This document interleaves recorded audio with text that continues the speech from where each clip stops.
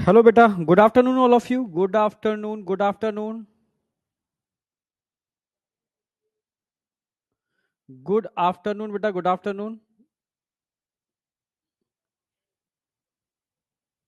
शिवम बेटा, शिवम प्रियांशु की लिख रहा है। प्रियांशु बेटा, तू क्यों ऐसी परेशान करता है एक दूसरे को? ठीक है,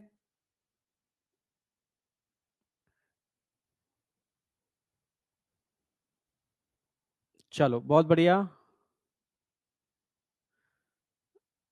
खुश रहो बेटा, खुश रहो। एकदम परफेक्ट हूँ। ठीक है, बस अभी लगे हुए हैं थोड़ा सा रात के 2-2 बजे तक। ठीक है,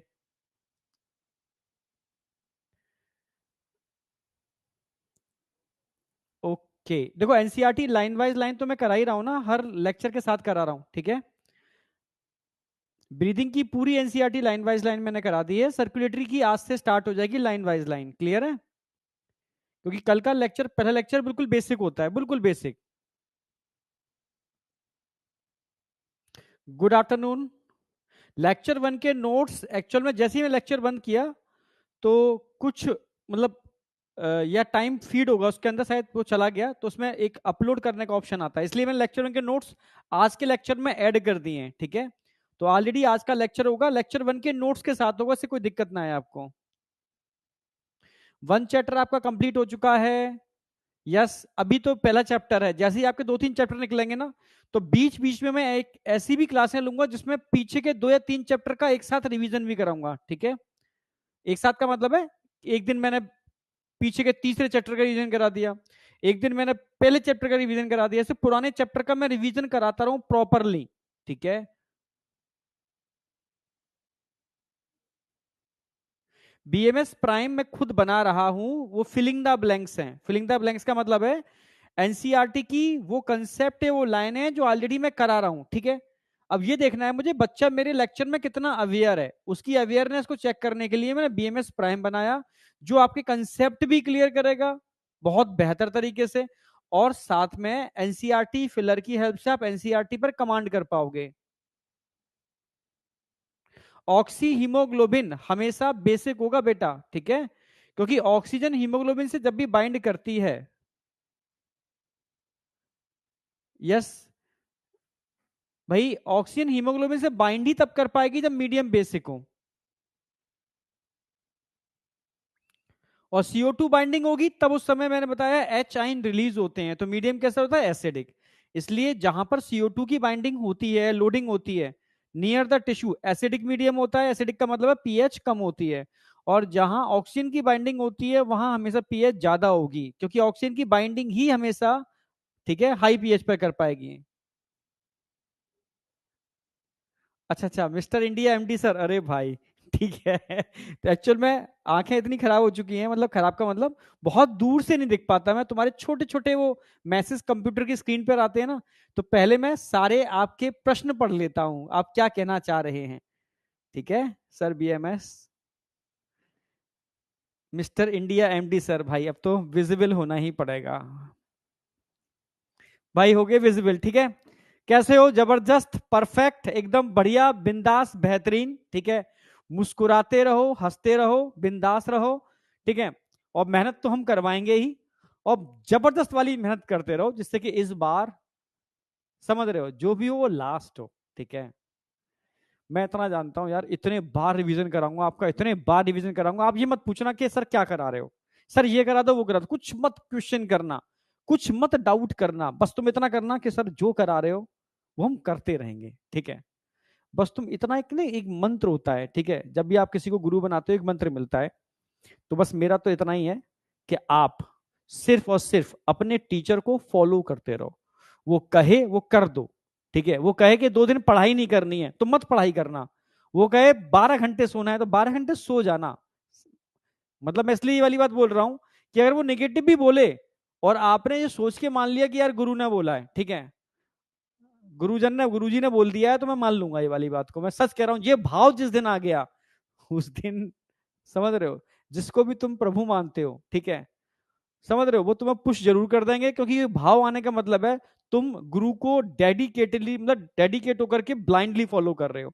फिर गुरु समझ जाता है कि भाई ये ब्लाइंडली फॉलो कर रहा है, तो अब तो उसको पहुंचाना ही है इसके टारगेट तक। तो यही एक्चुअल में गुरु महिमा होती है।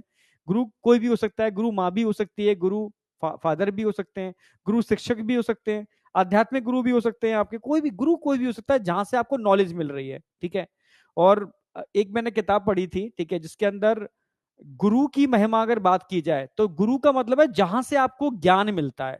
वो कोई भी हो सकता है, जरूरी नहीं वो आपसे उम्र में बड़ा हो, आपसे उम्र में छोटा है और आपको कुछ सीखने को मिलता है, तो एक्चुअल में वो आपका गुरु है, ठीक है।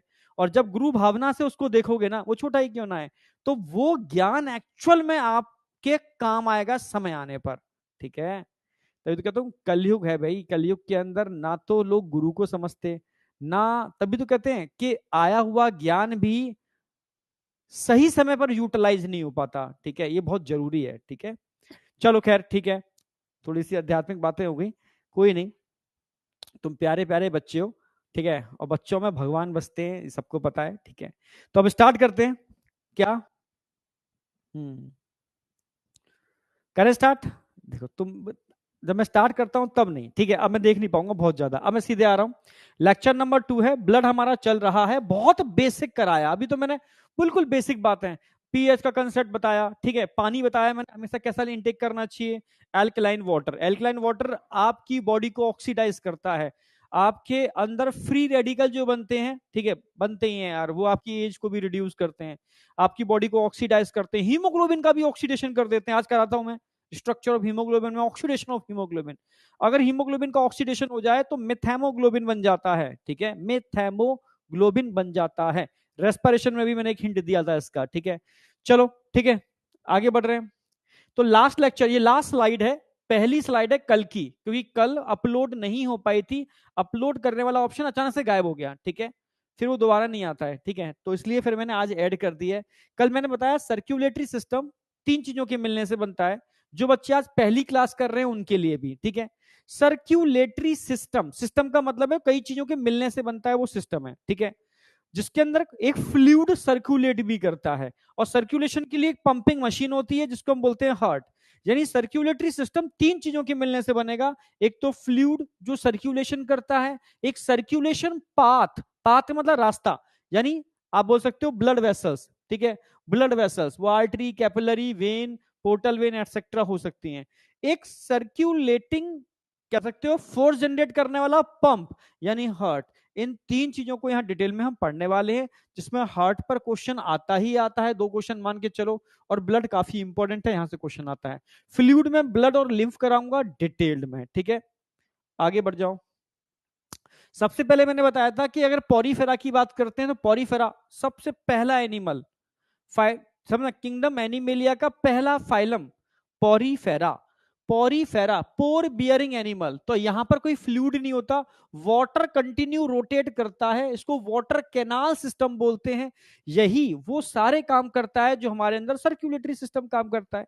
भाई रेस्पिरेशन, ऑक्सीजन को पहुंचाना, CO2 को निकालना, ठीक है, फूड को वहां तक पहुंचाना सेल के पास तक, एक्सक्रीटरी मटेरियल को बाहर निकालना, ये सारे काम ये कर लेता है। फिर आता है, ठीक है, सीलेंट्रेटा टीनोफोरा, इसमें सर्कुलेटरी सिस्टम इसमें भी नहीं होता, ठीक है, इसमें भी सर्कुलेटरी सिस्टम एब्सेंट होता है, समझ रहे हो, ठीक है। जैसे हाइड्रा का एग्जांपल दिया, तो हाइड्रा में सिंगल ओपनिंग होती है, फूड यहां से इन करता है, यहीं से आउट हो जाता है, और जो भी डाइजेस्टेड फूड होता है वो यहीं से डायरेक्ट सेल के अंदर एब्जॉर्ब हो जाता है। फिर आता है, ठीक है, प्लेटीहेल्मिन्थीज, एस्केल्मिन्थीज, ठीक है, प्लेटीहेल्मिन्थीज, एस्केल्मिन्थीज, इनके अंदर एक फ्लूइड होता है पेरेन्काइमा, ठीक है, तो पेरेन्काइमा सर्कुलेशन बोल सकते हो, पर एक्चुअल में रियल सर्कुलेशन यहां पर भी नहीं है। रियल सर्कुलेशन कहां से चालू होता है? सबसे पहला क्लोज सर्कुलेटरी सिस्टम कहां से चालू हुआ? सबसे पहला क्लोज सर्कुलेटरी सिस्टम कहां से चालू हुआ, जरा बताओ। पहला क्लोज सर्कुलेटरी सिस्टम एनीलिडा, ठीक है, सबसे पहले एनीलिडा में क्लोज सर्कुलेटरी सिस्टम स्टार्ट हुआ था, क्योंकि इसमें ब्लड वेसल्स थे, और एक अर्थवॉर्म में एक हार्ट नहीं होता, एक अर्थवॉर्म में 8 यानी 8 हार्ट होते हैं। यस, अर्थवॉर्म समझते हो के, ठीक है, समझ रहे हो, हाँ, सॉइल में मिलते हैं, बरसात के टाइम पर नजर आता है, बाहर निकल आते हैं। एक अर्थवॉर्म में 8 या 4 पेयर हार्ट होते हैं। क्लियर है? चलो, इसके बाद तो circulatory system open and close type का डिटेल में पढ़ाऊंगा ही, तो पहले मैं स्टार्ट करूंगा इसके अंदर ब्लड। जब ब्लड की बात करते हैं तो कल मैंने आपको बताया भी था, ब्लड वॉल्यूम मेल के अंदर जो स्टैंडर्ड वैल्यू है, ज्यादा भी हो सकता है कम भी हो सकता है, पर स्टैंडर्ड वैल्यू है लगभग 5 लीटर, 5 लीटर पूरी बॉडी के अंदर ओनली ब्लड होता है। 5 लीटर पूरी बॉडी में ओनली ब्लड होता है मेल के अंदर। फीमेल में थोड़ा कम होता है, लगभग 4 से लेकर के 4.5 लीटर के आसपास यहां पर फीमेल में ब्लड होता है। फीमेल में ब्लड मेल से थोड़ा कम होता है, क्यों? दो कारण है। फीमेल के पास टेस्टोस्टेरोन नहीं है, एंड्रोजन है, मेल सेक्स हार्मोन एंड्रोजन होते हैं, ठीक है, मेल सेक्स हार्मोन एंड्रोजन होते हैं। समझना मेरी बात, जो मैं डिटेल में हार्मोन में पढ़ाऊंगा। जैसे दो टाइप के हार्मोन होते हैं, एक मेल सेक्स हार्मोन होते हैं, एक फीमेल सेक्स हार्मोन होते हैं, ठीक है। मेल सेक्स हार्मोन जो मेन है, ठीक है, वो टेस्टोस्टेरोन है, पर इसके अलावा भी और भी मेल सेक्स हार्मोन होते हैं, जैसे DHEA, ठीक है, DHEA, बस इतना याद रखो, ठीक है। जो आज की डेट में बहुत सारे स्टेरॉइड्स इंजेक्शंस आते हैं जिसके अंदर ये DHEA यूज किया जाता है, ठीक है, समझ रहे हो। पर टेस्टोस्टेरोन अच्छा, कॉमनली मेल सेक्स हार्मोन को हम एंड्रोजन बोलते हैं, जो मैं आगे पढ़ाऊंगा, ठीक है। और female sex hormone, male sex hormone को एंड्रोजन बोलते हैं, क्योंकि मेल सेक्स हार्मोन एक टाइप का नहीं होता, कई प्रकार के होते हैं, जिसमें टेस्टोस्टेरोन ओनली और ओनली मेल में मिलता है, जबकि DHEA ये भी मेल सेक्स हार्मोन है, ठीक है, पर इसको एंड्रोजन बोलते हैं। ये मेल और फीमेल दोनों में मिलता है, क्योंकि इसका सोर्स खाली टेस्टिस नहीं होते, ये किडनी के ऊपर एक ग्लैंड होती है, एड्रिनल ग्लैंड, वहां से निकलता है। और किडनी के ऊपर एड्रिनल ग्लैंड मेल के पास भी होती है, फीमेल के पास भी होती है, ठीक है। तो समझो, तो टेस्टोस्टेरोन आपकी मस्कुलरिटी के लिए रिस्पॉन्सिबल होता है, आपकी बॉडी में, मतलब कहते हैं ना कि पावर है, जो पावर के लिए टेस्टोस्टेरोन का होना बहुत जरूरी है, ठीक है। तो मेल के पास टेस्टोस्टेरोन होता है, फीमेल के पास टेस्टोस्टेरोन नहीं होता। और टेस्टोस्टेरोन आपकी बॉडी की मस्कुलरिटी बढ़ाता है, आपकी बॉडी की स्ट्रेंथ बढ़ाता है, ठीक है। फीमेल के पास एस्ट्रोजन और एंड्रोजन और दूसरे टाइप के होते हैं, वो काम करते हैं, पर फीमेल की बॉडी को मस्कुलर नहीं बनाया नेचर ने, ठीक है। हाँ, वो अलग है कि आज की डेट में जितने भी फाइटर्स होती हैं फीमेल्स, उनकी बहुत खतरनाक मस्कुलरिटी होती है, वो एक्चुअल में मैंने बताया एंड्रोजन के इंजेक्शंस लेते हैं, ठीक है, DHEA के ओवरडोज इंजेक्शंस लेते हैं, जिसकी वजह से उनके अंदर भी मस्कुलरिटी आ जाती है, वो एक अलग चीज है, ठीक है। चलो, ठीक है, वो आर्टिफिशियल, ये नेचर ने नहीं दिया ये, ठीक है। तो सिंपल सी बात है, मेल के अंदर हमेशा थोड़ा सा ब्लड ज्यादा होगा, फीमेल में थोड़ा कम होगा, क्योंकि मेल के पास टेस्टोस्टेरोन है जो इसकी अमाउंट को बढ़ाता है, ठीक है, RBC फॉर्मेशन को बढ़ाता है। फीमेल के पास टेस्टोस्टेरोन नहीं है, ठीक है। मेल फीमेल में एक डिफरेंस हो रहा है, फीमेल में मेंस्ट्रुअल साइकिल के दौरान कुछ ब्लड लॉस होता है, ठीक है, हर मंथ, तो उस वजह से भी नेचर के हिसाब से देखा जाए, ठीक है, तो थोड़ा सा ब्लड फीमेल में कम होता है कंपैरेटिव मेल, ठीक है। तो ये डिफरेंस है। ऐसा नहीं है कि एक बच्चे ने मुझसे कहा था, क्या सर फीमेल को इतने ब्लड की रिक्वायरमेंट नहीं होती जो मेल को होती है? तो मैंने कहा ना बेटा, फीमेल को तो और ज्यादा होती है, क्योंकि वो जननी है, ठीक है भाई, जीवन को जीवन दायिनी है भाई, हम सबका जन्म कहां से हुआ, ठीक है, माँ के गर्भ से हुआ, माँ फीमेल ही तो है, ठीक है। तो वो तो बहुत पावरफुल है, बहुत शक्तिशाली है, शक्तिवान है वो, समझो एक तरीके से, ठीक है, उसको तो बहुत ज्यादा जरूरत है। पर मैंने बताया ना, दो कॉज हैं, ठीक है, समझ में आ गया होगा, इस वजह से थोड़ा कम होता है। बॉडी वेट का 8% 7%। अच्छा, बॉडी के अंदर फ्लूइड की अगर बात की जाए, तो सेल के अंदर जो फ्लूइड होता है उसको इंट्रासेलुलर फ्लूइड बोलोगे, जिसको साइटोप्लाज्म और न्यूक्लियोप्लाज्म या प्रोटोप्लाज्म बोल सकते हो, कॉमनली उसमें डिवाइड कर दिया है, ठीक है। पर सेल के बाहर भी तो एक फ्लूइड होता है जिसमें जो रोटेट कर रहा है, उसको हम एक्स्ट्रा सेलुलर फ्लूइड बोलते हैं, ECF, एक्स्ट्रा सेलुलर फ्लूइड। समझना मेरी बात, मैं लिख भी देता हूं उसको, extra cellular fluid, ECF 15 litre होता है, जिसके अंदर ब्लड भी आ गया, जिसके अंदर समझना प्लाज्मा भी आ गया, जिसमें बॉडी के जो अदर फ्लूइड हैं, साइनोवियल फ्लूइड, ठीक है, हमारे ब्रेन और स्पाइनल कॉर्ड में CSF, सेरिब्रो स्पाइनल फ्लूइड, हमारी आंखों में एक्वस ह्यूमर एटसेट्रा, जितने भी बॉडी में फ्लूइड हैं, सारे फ्लूइड को मिला दिया जाए तो 15 लीटर बैठता है, इसको एक्स्ट्रा सेलुलर फ्लूइड बोलते हैं। और ब्लड कितना होता है? 5 लीटर, तो 5 और 15 मतलब ब्लड एक्स्ट्रा सेलुलर फ्लूइड का कितना प्रतिशत बनाता है, परसेंट बनाता है? अब लोगे 1/3, ठीक है, यानी 33% ऑफ एक्स्ट्रा सेलुलर फ्लूइड पर पूछा गया है, इसलिए, ठीक है। अब आ जाओ, पीएच का कंसेप्ट बहुत इंपॉर्टेंट कंसेप्ट है, ये समझना होगा। आज की नई जनरेशन नहीं समझ रही है, मैंने बताया भी था, हम अनजाने में डिफरेंट टाइप के ऐसे फूड इनटेक कर रहे हैं जो हमारी ब्लड की पीएच को डाउन कर रहे हैं, और ब्लड की पीएच डाउन होने की वजह से हमारे ब्लड की ऑक्सीजन होल्डिंग एबिलिटी रिड्यूस हो रही है। इसकी वजह से ऑक्सीजन की सप्लाई हमारे बॉडी के टिश्यू में कम हो रही है, इसकी वजह से ब्रेन की एफिशिएंसी घट रही है, इसकी वजह से एजिंग बहुत जल्दी आ रही है। समझ रहे हो? हाँ, बुढ़ापा जल्दी आ रहा है बेटा, ठीक है। इसकी वजह से झुर्रियां बहुत जल्दी आ जाती हैं, ठीक है। इसकी वजह से कह सकते हो लाइसोसोम्स जो होते हैं, ठीक है, उनका रप्चर होने का मैकेनिज्म बहुत तेजी से चल रहा है। उनका रप्चर होने का मैकेनिज्म बहुत तेजी से चल रहा है। समझ रहे होगे? इसीलिए कहा जाता है कि यार कम से कम ऐसे फूड इंटेक करो जो आपकी पीएच को रिड्यूस करने के लिए रिस्पॉन्सिबल है। ऐसे फूड इंटेक करो जो पीएच को इंक्रीज करते हैं। समझ रहे हो ना मेरी बात? जिससे ऑक्सीजन होल्डिंग एबिलिटी बढ़े। जो आज के दिन में देख रहे हो ना कि लोगों को हार्ट अटैक इजीली नॉर्मली देखने को मिल रहा है, आपको खड़े खड़े लोगों में हार्ट अटैक हो गया, ठीक है। कारण बहुत सारे हैं, बस उसका ये भी कारण है, ठीक है। एक स्ट्रेस भी बहुत बड़ा कारण है आज की डेट में। यस, स्ट्रेस की वजह से कहीं ना कहीं कॉर्टिसोल का लेवल बढ़ रहा है, और कॉर्टिसोल की वजह से बहुत सारी प्रॉब्लम्स आ रही हैं, और हार्ट अटैक भी इसी का एक कारण है। मतलब हार्ट अटैक के रीजन बहुत सारे हैं, पर स्ट्रेस एक उसका रीजन है। जो हंसते हुए चेहरे जो आपको दिखते हैं ना दुनिया के अंदर, तुम्हें नहीं पता इस हंसती हुई मुस्कुराहट के पीछे कुछ और भी है, ठीक है। क्योंकि ये बनावटी चेहरे हैं, कोई भी अपने दुख, अपने दर्द, अपनी स्ट्रेस को रिप्रेजेंट नहीं करना चाहता, ठीक है। क्योंकि दुनिया में हर किसी को हंसी, भाई मैं जैसे अंदर से परेशान हूं, ठीक है, तो तुम्हारे सामने परेशान होकर बैठूंगा, बताओ, तो तुम भी तो परेशान हो जाओगे, क्योंकि एनर्जी एनर्जी को रिफ्लेक्ट करती है। अगर मैं असली टीचर हूं तो मैं कोशिश करूंगा कि मेरे बच्चे, ठीक है, कभी उनको परेशानी ना हो, ठीक है। तो मेरा मेन मोटिव क्या होगा कि मेरे चेहरे पे फ्रेशनेस होनी चाहिए। अंदर कितना भी मेरे अंदर, समझ रहे हो, जहर घूम रहा हो, कुछ चल रहा हो, नेगेटिविटी, मतलब परेशानी, पर अगर मैं आपके सामने आऊं तो मुस्कुराते हुए आऊं, ठीक है, जिससे कि आप एकदम पॉजिटिव रहो और आप अपनी एनर्जी को एक जगह लगा पाओ, ठीक है। तो दुनिया के अंदर मैक्सिमम लोग ऐसे ही हैं जिसकी वजह से वो अपने स्ट्रेस को अंदर ही अंदर रख रहे हैं, और वो भी एक बहुत बड़ा रीजन है जो आपको फ्रिक्वेंटली हार्ट अटैक देखने को मिल रहे हैं, फ्रिक्वेंटली यंगर्स के अंदर, यार बच्चों के अंदर, मैं सच कह रहा हूं, बहुत खतरनाक है। तभी तो मैं कहता हूं कि आज की डेट में आपको अनुलोम विलोम, जो एक जमा, मैं किसी को कहूंगा तो हंसता है, वो क्या बात कर रहा है भाई, तुम्हें पता ही नहीं है, जो चीज दिखती नहीं है एक्चुअल में वही सबसे पावरफुल है। आपको जिम की एक्सरसाइज दिखती है, अगर मैं कहूं बैठ करके बस अनुलोम विलोम कर लो, बस left right left right left right, तो तुम्हें जो पावर का अनुभव होगा ना, वो मैंने कहा ना, जो दिखता नहीं है उसको करने में मजा नहीं आता, जो दिखता है उसको करने में मजा आता है, ठीक है। जिम में एक्सरसाइज करते हैं तो मसल्स में बिल्डअप दिखता है, तो लगता है करनी चाहिए, ठीक है। मैं ये नहीं कह रहा कि नहीं करना चाहिए, तो आप एक्सरसाइज करो, 20 मिनट की एक्सरसाइज आपके ब्रेन में डोपामाइन के लेवल को बढ़ाती है, एंडोर्फिन के लेवल को बढ़ाती है, ऑक्सीटोसिन के लेवल को बढ़ाती है, ठीक है।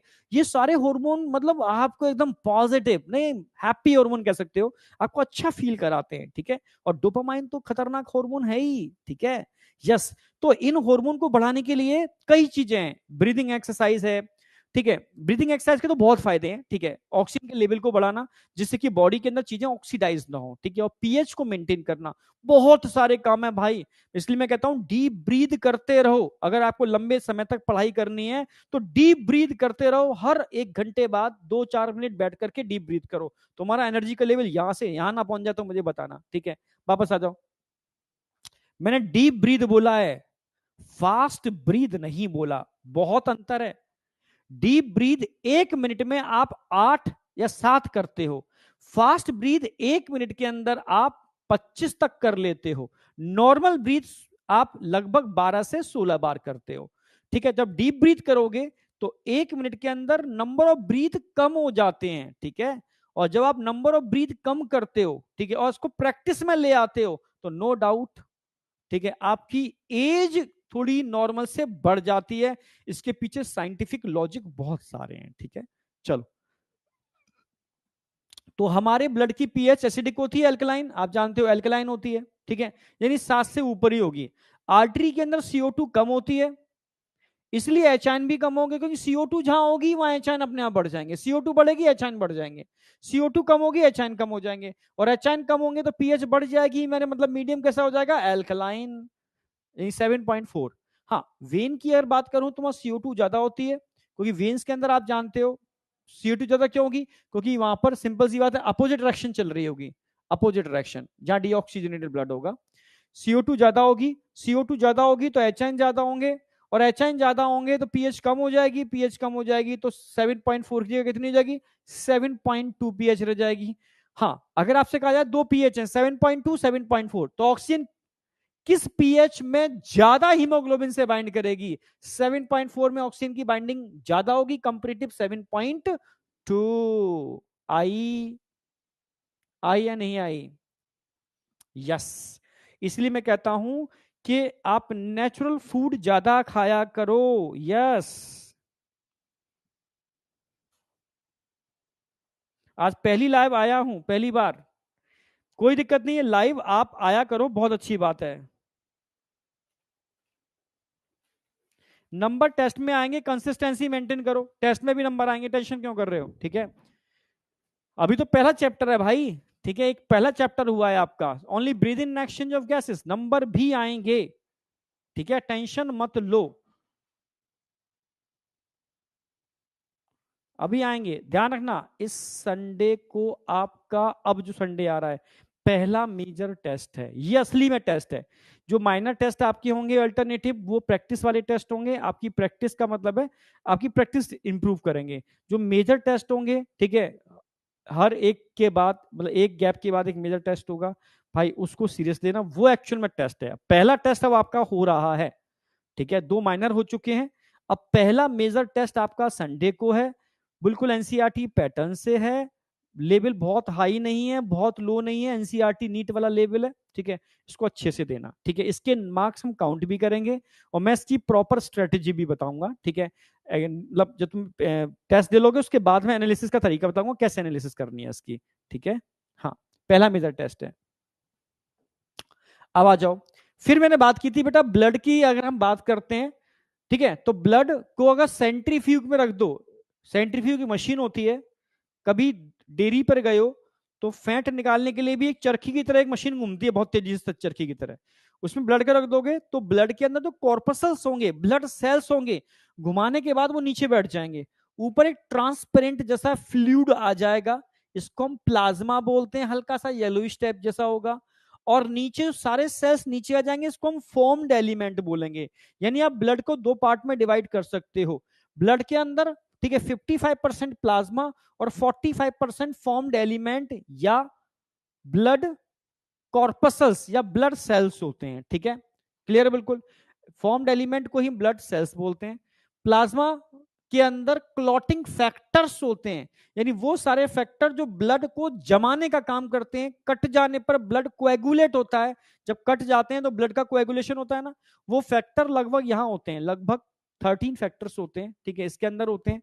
ठीक है, और किस फॉर्म में होते हैं? इनएक्टिव फॉर्म में होते हैं, कभी भी एक्टिव फॉर्म में नहीं होते, ये ध्यान रखना। ठीक है, प्लाज्मा में तीन चीजें होंगी, मैक्सिमम वाटर होगा, 90 से लेकर के 92% वाटर होगा, इनऑर्गेनिक सब्सटेंस लगभग 1% के आसपास होंगे, ऑर्गेनिक सब्सटेंस 8.9% के आसपास होंगे। ठीक है, ऑर्गेनिक सब्सटेंस, क्लियर, ए सॉरी 8 पॉइंट कह रहा हूं, 8 से लेकर के 9, 8 to 9% के आसपास होंगे।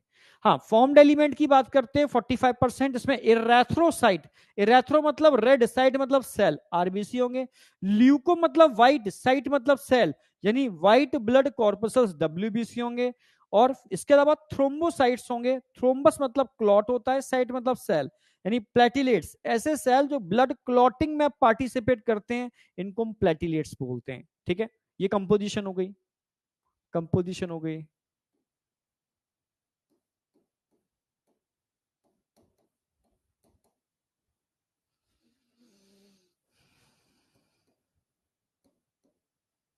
Composition of blood, composition of blood. चलो, अब कुछ नोटेबल पॉइंट लिखाए थे मैंने, जैसे अभी बताया मैंने प्लाज्मा और ब्लड में अंतर क्या है। भाई प्लाज्मा 55% होता है, ब्लड में से तुम सेल्स को निकाल दो, फॉर्म्ड एलिमेंट को निकाल दो, ब्लड माइनस फॉर्म्ड एलिमेंट, तो क्या बनेगा? प्लाज्मा बनेगा। अच्छा, सीरम क्या होता है? सीरम क्या होता है? जो प्लाज्मा बचा, इस प्लाज्मा में भी क्लॉटिंग फैक्टर होते हैं, इन प्लाज्मा में से सारे क्लॉटिंग फैक्टर को निकाल दो तो क्या बचेगा? आपका सीरम बचेगा। अच्छा, लिम्फ क्या होता है? लिम्फ, ये पूरा सिस्टम पढ़ाऊंगा लिम्फ का तो आपके सिलेबस में है। ब्लड में से 3 चीजें निकाल दो, प्लेटिलेट्स निकाल दो, ठीक है, मैक्रो प्रोटीन बड़े साइज के, मैक्रो मतलब लार्ज, मैक्रो मतलब लार्ज बड़े, मैक्रो प्रोटीन निकाल दो, और आरबीसी निकाल दो जो रेड कलर के होते हैं, ठीक है। रेड कलर के आरबीसी कैसे होते हैं? रेड कलर के होते हैं, रेड कलर के आरबीसी होते हैं, इनको निकाल दो। तो कलरलेस सब्सटेंस बचता है, इसको हम क्या बोलते हैं? प्लाज्मा। यानी एक ऐसी छलनी आपने ली जिसमें से ब्लड को डाला, ठीक है, नीचे फिल्ट्रेट आ गया, इस फिल्ट्रेट में फॉर्म्ड एलिमेंट में डब्ल्यूबीसी होंगे, आरबीसी प्लेटलेट्स नहीं होंगे। प्लाज्मा के अंदर पूरा प्लाज्मा होगा पर मैक्रो प्रोटीन नहीं होंगे, यानी आरबीसी प्लेटलेट्स और मैक्रो प्रोटीन यहां पर नहीं होंगे। जबकि ब्लड के अंदर आरबीसी प्लेटलेट्स और मैक्रो प्रोटीन होते हैं पर प्लाज्मा में, सॉरी, लिम्फ के अंदर नहीं होते। तो lymph equal to blood minus RBC platelets और मैक्रो प्रोटीन। कोई डाउट? तो ये कलरलेस होता है लिम्फ, ठीक है। इसके अंदर प्लाज्मा होता है पर प्लाज्मा में मैक्रो प्रोटीन नहीं होते, फॉर्म्ड एलिमेंट होते हैं पर आरबीसी और प्लेटलेट्स नहीं होते, ठीक है। ये डिफरेंस होता है। अब बताओ, यहां तक किसी को कोई डाउट नहीं होगा? चलो नेक्स्ट। फिर मैंने बताया एक नोटेबल पॉइंट और, आपसे कहा जाए भाई आपको अपनी बॉडी की पीएच का ख्याल रखना होगा, ठीक है। यस, बॉडी की पीएच का ख्याल रखना होगा, ठीक है। कैंसर पेशेंट के अंदर लास्ट टाइम पे जब कैंसर स्प्रेड कर जाता है पूरी बॉडी के अंदर, तो उसकी पीएच, बेटा देख लिया करो ना, क्लास चल रही है, ठीक है। हाँ, लास्ट टाइम पर जब पूरी बॉडी के अंदर कैंसर स्प्रेड कर जाता है, 1 मिनट रुको,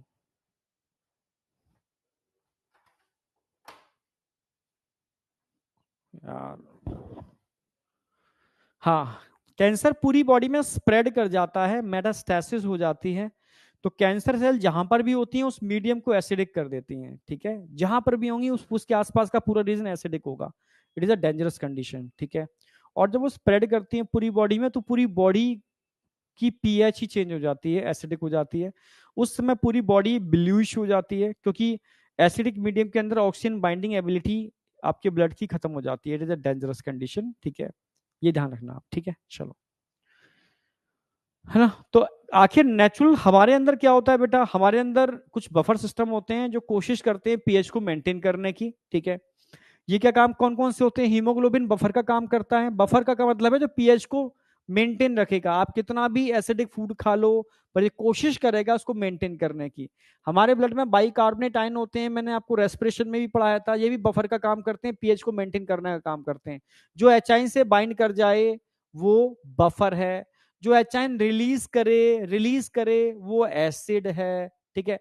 तो बफर कौन होते हैं? जो पीएच को मेंटेन करने का काम करते हैं, ठीक है। ब्लड वॉल्यूम को कौन मेंटेन करता है? जैसे मानो किसी इंसान का एक्सीडेंट हो गया, ठीक है, अचानक से ब्लड लॉस हो गया, मैं अभी ब्लड बैंक में गया, ठीक है, एक बोतल ब्लड डोनेट करके आया, तो अचानक से ब्लड वॉल्यूम क्या हो जाएगा? कम हो जाएगा। तो अचानक से ब्लड वॉल्यूम को मेंटेन कौन करेगा? जब भी अचानक से बॉडी के अंदर ब्लड की डेफिशिएंसी होगी, ब्लड कम होगा, तो समझना अचानक से ब्लड कम होते ही किडनी के ऊपर एक सेल्स होते हैं, किडनी के अंदर सेल्स होते हैं जेजी सेल, जो मैं एक्सक्रीटरी सिस्टम में डिटेल में पढ़ाने वाला हूं, juxtaglomerular cells of kidney, ठीक है। ये एक हार्मोन रिलीज करते हैं एराथ्रोपोइटिन, एक हार्मोन रिलीज करते हैं एराथ्रोपोइटिन हार्मोन। और ये हार्मोन क्या काम करता है? ये हार्मोन क्या काम करता है? एराथ्रोपोइटिन एराथ्रोपोइसिस करता है, एराथ्रोपोइसिस करता है formation of RBC in long bone. जो हमारे शरीर की लंबी हड्डियां होती है ना, उनके हेड में एक लिक्विड भरा होता है रेड बोन मैरो, उसके अंदर आपकी आरबीसी का निर्माण होता है, ठीक है। रेड बोन मैरो के अंदर आरबीसी का निर्माण होता है, ठीक है। किस हार्मोन की वजह से? एराथ्रोपोइटिन हार्मोन की वजह से। और आरबीसी बनने की प्रक्रिया को क्या बोलते हैं? एराथ्रोपोइसिस। पोइसिस मतलब बनना, एराथ्रोपोइसिस, पोइसिस मतलब बनना, ठीक है। तो यहां तक कोई डाउट नहीं होना चाहिए, जेजी सेल्स ऑफ किडनी क्या काम कर रहे हैं, ठीक है। चलो, ये ब्लड वॉल्यूम को मेंटेन कर रहे हैं। अब यहां से कहानी चालू होती है इनऑर्गेनिक सब्सटेंस और ऑर्गेनिक सब्सटेंस, जो मेरा पहला टारगेट है प्लाज्मा का, ठीक है। वाटर तो आपको समझ में आ गया, 90 से लेकर के 92% वाटर होता है। कितना होता है जरा एक बार लिखो, कमेंट में लिखो, वाटर कितना होता है, अवेयर हो या नहीं? प्लाज्मा में वाटर कितना होता है? 90 से 92% वाटर होता है। यस, 90 से 92% वाटर होता है, बिल्कुल ठीक है। इसके अलावा क्या बचे, इनऑर्गेनिक और ऑर्गेनिक सब्सटेंस। इनऑर्गेनिक सब्सटेंस की बात करता हूं तो इसके अंदर आइंस होते हैं। अगर मैं आइंस की बात करूं तो मैंने दो तरीके क्वेश्चन बन सकते हैं, सबसे कम आइंस कौन से होते हैं, सबसे ज्यादा कौन से होते हैं, सबसे कम कौन से होते हैं। तो क्लोराइड आइन, क्लोराइड आइन सबसे ज्यादा होते हैं, फिर सोडियम आइन होते हैं, फिर पोटेशियम आइन होते हैं, फिर कैल्शियम आइन होते हैं, फिर मैग्नीशियम आइन होते हैं। ठीक है, यस। एक्स्ट्रा सेलुलर फ्लूइड में हमेशा क्लोराइड और सोडियम ज्यादा होंगे, इंट्रा सेलुलर फ्लूइड में हमेशा, ठीक है, एक्स्ट्रा सेलुलर फ्लूइड में हमेशा क्लोराइड आयन सोडियम आयन ज्यादा होंगे। और ये अंदर वाले अंदर का फ्लूइड मतलब है सेल के अंदर, कोई भी सेल होगी, सेल के अंदर, सेल के अंदर क्या होता है, इंट्रा सेलुलर फ्लूइड। सेल के बाहर क्या होता है, एक्स्ट्रा सेलुलर फ्लूइड। तो अंदर जो फ्लूइड होता है उसके अंदर पोटेशियम आयन हमेशा ज्यादा होते हैं। ठीक है, इसके अलावा कैल्शियम आयन बोन हेल्थ को मेंटेन करते हैं, मैग्नीशियम आयन एंजाइम के लिए एक्टिवेटर का काम करते हैं। ठीक है, कोफैक्टर पढ़ाऊंगा मैं बायोमोलिक्यूल्स के अंदर। और ये दोनों आयन समझना, ये कंडक्शन ऑफ इंपल्स में पढ़ाऊंगा डिटेल्ड में, क्योंकि सोडियम आयन और पोटेशियम आयन यही क्या काम कराते हैं, कंडक्शन ऑफ इंपल्स। यानी आपके नर्वस सिस्टम तंत्रिकाओं में आवेग का जो संवहन हो रहा है, इंपल्स जो कंडक्ट कर रही है, मैसेज का जो ट्रांसमिशन हो रहा है, उसमें इन्हीं आयंस का रोल है, सोडियम और पोटेशियम। ठीक है, हाँ, नो डाउट इनडायरेक्टली कैल्शियम और क्लोराइड भी पार्टिसिपेट करते हैं, जो पढ़ाऊंगा मैं आपको नर्वस सिस्टम में। पर इतना ध्यान रखो, मेन आयन तो ये है सोडियम पोटेशियम। यही सोडियम पोटेशियम पंप इन्हीं को मेंटेन करता है, यही कंडक्शन कराने का मेन काम करते हैं। ठीक है, तो रिड्यूसिंग ऑर्डर मैंने बता दिया, और छोटे छोटे इनके फंक्शन बता दिए, कहां पर ये इन्वॉल्व होते हैं हमारी बॉडी के अंदर। ठीक है, चलो। अब इसके अलावा बाइकार्बोनेट आयन और होते हैं, जो बताया, जो बफर का काम करते हैं। मेजर बफर हमारे ब्लड का जो है वो बाइकार्बोनेट आयन है। ठीक है, एक्ट एज बफर। और बफर वो होता है जो पीएच को मेंटेन रखे, पीएच को कम भी ना होने दे, ज्यादा भी ना होने दे, मेंटेन करके रखे, वो बफर है। ठीक है, एच आयन के मात्रा को, अमाउंट को जो मेंटेन रखे, वो बफर है। अब बताओ, यहां तक किसी को कोई डाउट है? लास्ट लेक्चर में यहां तक मैंने करा दिया था, कोई भी डाउट?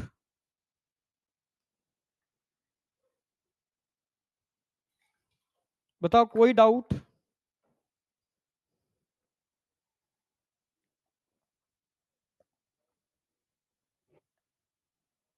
No doubt.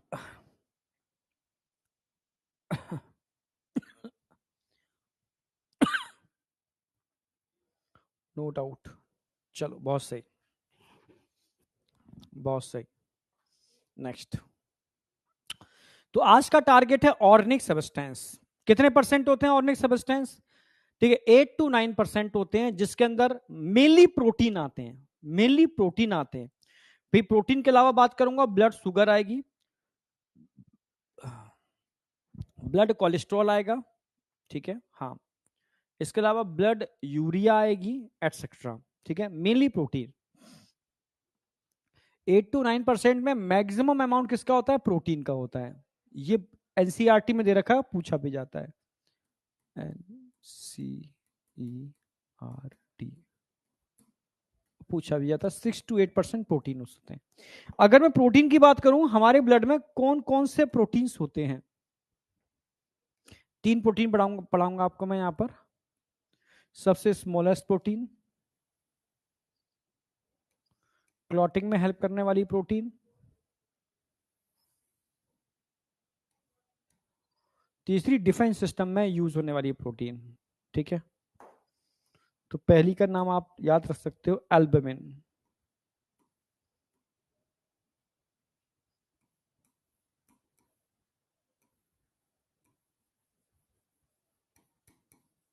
दूसरी का नाम याद रख सकते हो, प्रोथुमिन।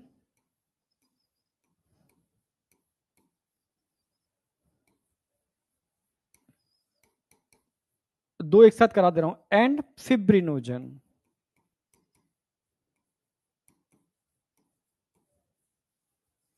दोनों क्लोटिंग में पार्टिसिपेट करते हैं। एक है ग्लोब्यूलिन।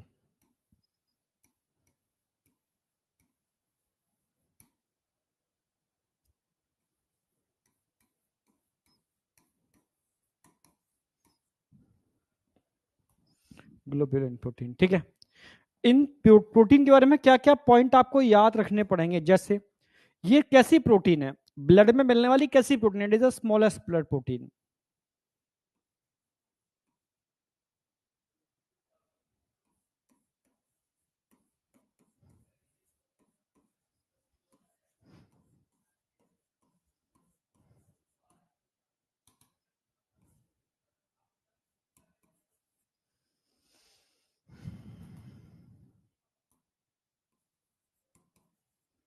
ये कैसी है, लार्जेस्ट ब्लड प्रोटीन।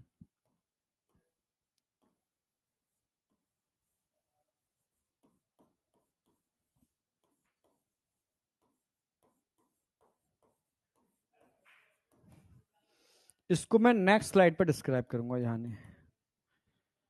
अच्छा, स्मॉलेस्ट है, कहां बनती है, फॉर्म्ड बाय लिवर। ये भी कहां बनती है, लिवर।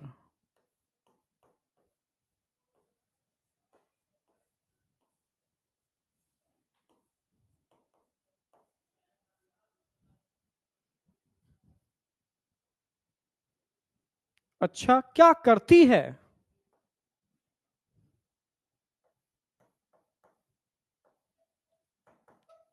फंक्शन। क्या करती है मतलब फंक्शन, इस पे क्वेश्चन आएगा।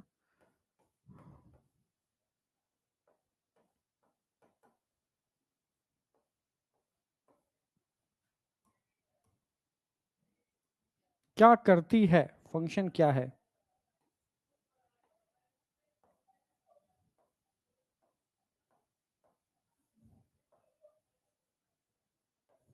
Osmo regulation. सर क्या होता है ऑस्मो रेगुलेशन।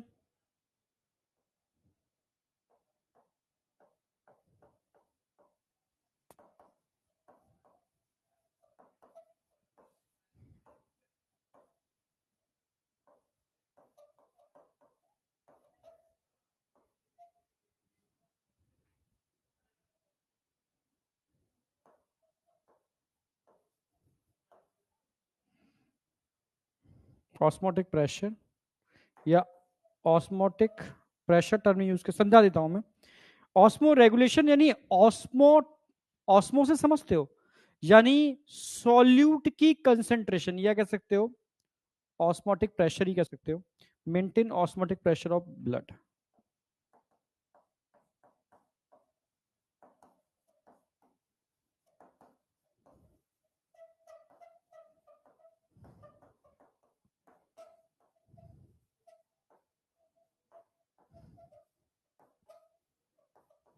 सर क्या है ये ऑस्मोटिक प्रेशर, देखो समझो मेरी बात।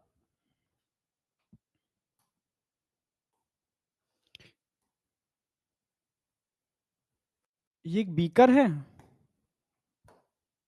इसमें तुमने बिल्कुल डिस्टिल वाटर डाल दिया, बिल्कुल आरओ का एकदम डिस्टिल वाटर।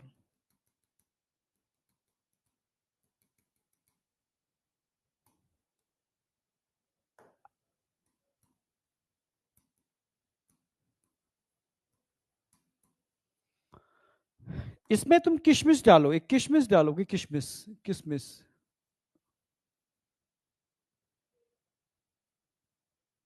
किशमिश क्यों बोल रहा हूं, क्योंकि इसके अंदर ढेर सारा सुगर भरा होगा, सुगर। भाई सुगर, इस किशमिश में सुगर होता है, आप जानते हो।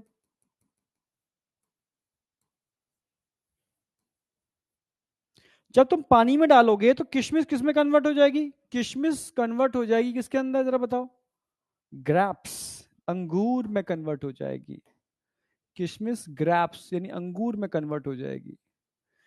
क्यों हो जाएगी, अंदर सुगर ज्यादा है, बाहर शुगर है ही नहीं, तो पानी कहां से कहां मूव करेगा, low osmotic pressure to high osmotic pressure.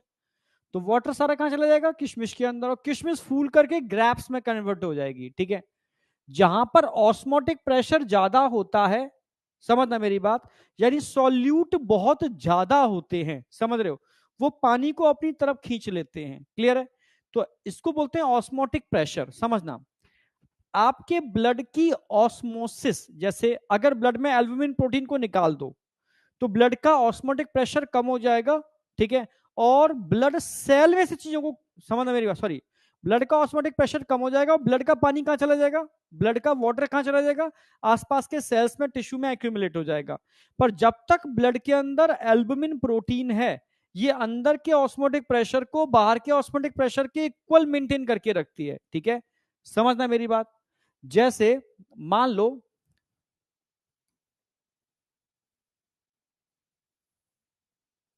इधर भी डिस्टिल वाटर भरा पड़ा है, इधर भी डिस्टिल वाटर है।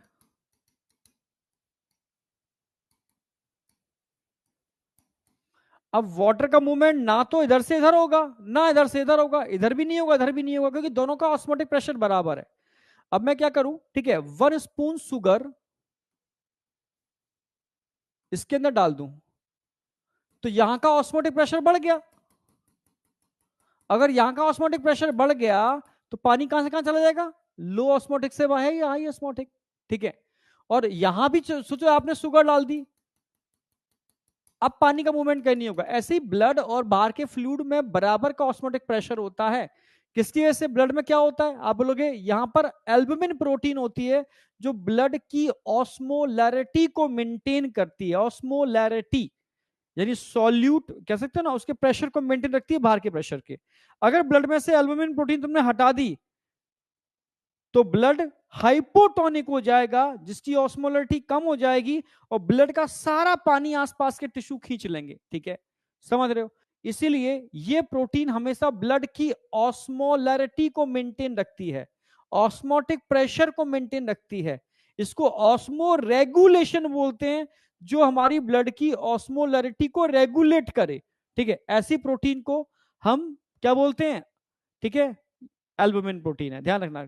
कैंसर पेशेंट के अंदर लास्ट स्टेज में इस प्रोटीन डीजनरेट कर जाती है, इसलिए देखा होगा बॉडी एकदम, पेट वाला पार्ट एकदम फूल जाता है बहुत ज्यादा। ठीक है, क्यों, क्योंकि एल्बुमिन प्रोटीन वहां डीजनरेट कर जाती है, जो ऑस्मोटिक प्रेशर को मेंटेन रखती है।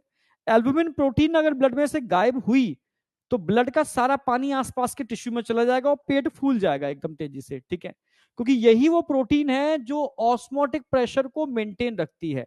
छोटे बच्चों में अक्सर कर तुमने बीमारी सुनी होगी kwashiorkor, kwashiorkor due to deficiency of albumin protein. ठीक है, एल्बुमिन प्रोटीन की कमी से पेट फूल जाता है इन बच्चों का। क्यों, क्योंकि उनका ऑस्मोटिक बैलेंस बिगड़ जाता है। समझे या नहीं समझे, ये वाली बात समझ में आ रही है नहीं आ रही।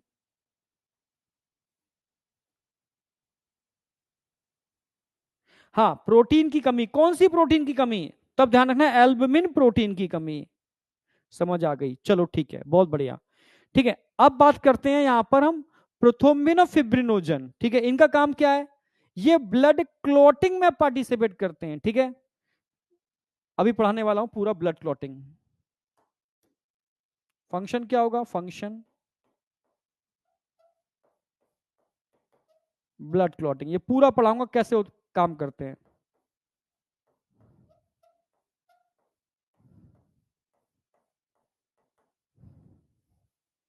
ब्लड क्लॉटिंग में पार्टिसिपेट करते हैं, कैसे करते हैं पूरी मैकेनिज्म आएगी। तो एल्बुमिन क्लियर हो गई। ठीक है, सबसे छोटी ब्लड प्रोटीन यही होती है। सबसे बड़ी ब्लड प्रोटीन, ठीक है, फिब्रिनोजन और प्रोथ्रोम्बिन होते हैं।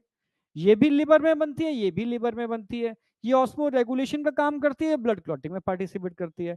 अब बारी आती है ग्लोब्यूलिन, इसको मैं अलग से समझाऊंगा।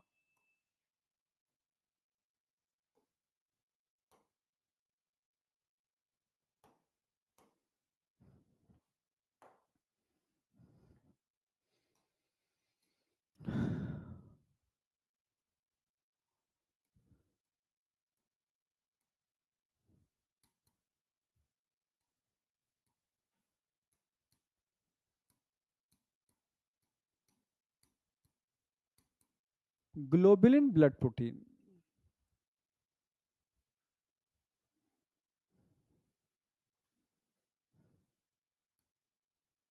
Globulin blood protein. अगर मैं ग्लोबुलिन की बात करता हूं, समझना मेरी बात, ग्लोबुलिन की बात करता हूं, ये 3 टाइप की हो सकती हैं।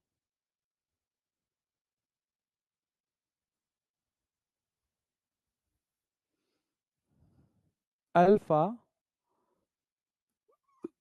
Beta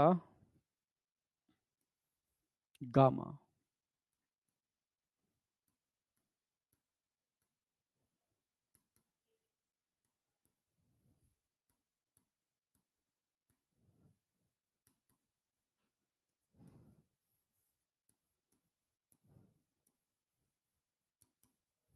alpha globulin, beta globulin और गामा ग्लोबुलिन, ठीक है। अल्फा ग्लोबुलिन, बीटा ग्लोबुलिन और गामा ग्लोबुलिन। अगर मैं अल्फा ग्लोबुलिन की और बीटा ग्लोबुलिन की बात करता हूं, दो बातें ध्यान रखना, कैसी, कहां बनती हैं और क्या करती है।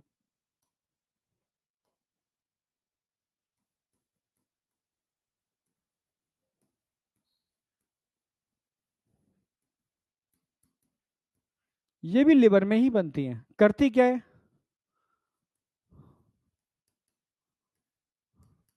बाइंडिंग एंड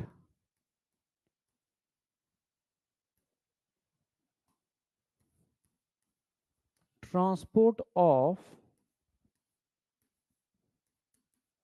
विटामिन्स,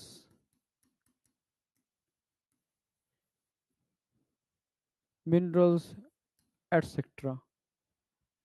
अच्छा, गामा ग्लोबुलिन, ये ध्यान रखना है आपको, इसको बोलते हैं हम इम्यूनोग्लोबुलिन।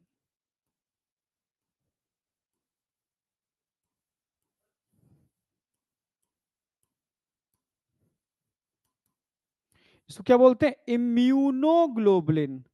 या एक नाम और से जान सकते हो आपको, इम्यूनोग्लोबुलिन होती क्या है? इट इज एंटीबॉडी, या एंटीबॉडी बोल सकते हो, एंटीबॉडी। ठीक है, तुमने शायद थोड़ा बहुत कभी पढ़ा हो कि ठीक है, प्रोटीन ग्लाइकोप्रोटीन से मिलके बने हुए वाई शेप स्ट्रक्चर होते हैं, हमारी बॉडी के अंदर होते हैं। या देखा होगा आपने कि जब कोरोना वैक्सीन लगी थी, तो कोरोना वैक्सीन क्या काम करती थी? वैक्सीन क्यों लगाते हैं? बॉडी के अंदर उस बीमारी के एंटीबॉडी बन जाएं, ठीक है, जो हमें प्रोटेक्ट करते हैं, ठीक है, डिफेंस सिस्टम का पार्ट है। तो गामा ग्लोबुलिन एक्चुअल में ब्लड में मिलने वाले एंटीबॉडी हैं या इम्यूनोग्लोबुलिन्स हैं, जो हमें प्रोटेक्ट करते हैं, हमें बचाते हैं, ठीक है। यही एक मात्र ऐसे प्रोटीन है जो लिवर में नहीं बनते। All blood protein formed by liver except gamma globulin, ठीक है, जिसको हम एंटीबॉडी या इम्यूनोग्लोबुलिन बोलते हैं। इसके केस में तुम्हें ध्यान रखना है, आ जाओ।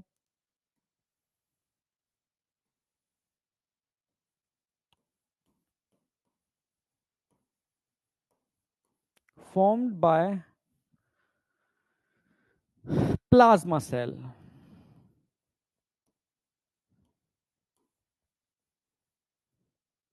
कहां पर होते हैं? एक्चुअल में होते क्या है प्लाज्मा सेल, तो समझ जाओगे। इट इज एक्टिवेटेड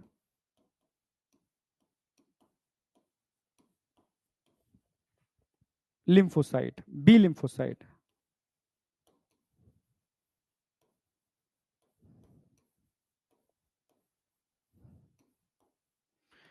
अभी आगे पढ़ोगे, डब्ल्यूबीसी कई टाइप के होते हैं, उसमें लिम्फोसाइड भी होते हैं, बी और टी लिम्फोसाइड। उसमें जो एक्टिवेटेड बी लिम्फोसाइड होते हैं ना, उनको बोलते हैं हम प्लाज्मा सेल। एक ही बात है, एक्टिवेटेड बी लिम्फोसाइड या प्लाज्मा सेल एक ही बात है, ठीक है। ये बनाते हैं इम्यूनोग्लोबुलिन को। सर कैसे? देखो,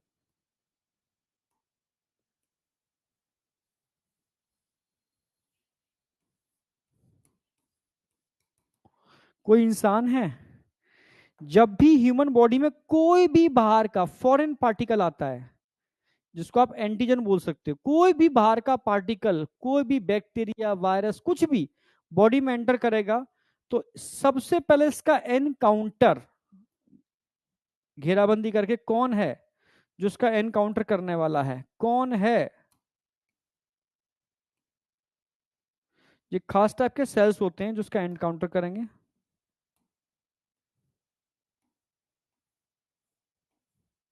इनको बोलते हैं B lymphocyte, B lymphocytes.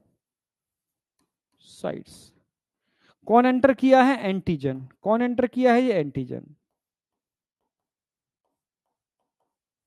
Sir antigen क्या होता है? ऐसा कोई भी मॉलिक्यूल जो हमारी अपनी बॉडी का नहीं है, बाहर का है, ठीक है, वो मेरी बॉडी के लिए एंटीजन का कार्य करेगा, ठीक है, फॉरेन पार्टिकल का कार्य करेगा, जो मेरी अपनी बॉडी का नहीं है। जब भी बॉडी में एंटर करेगा, उसको घेरेगा कौन? एनकाउंटर कौन करेगा? उससे एनकाउंटर करेगा बी लिम्फोसाइट। और बी लिम्फोसाइट उसको एनकाउंटर करते ही ये डिवाइड हो जाएंगे, ये कन्वर्ट हो जाएंगे, कन्वर्ट। नंबर 1 मेमोरी सेल,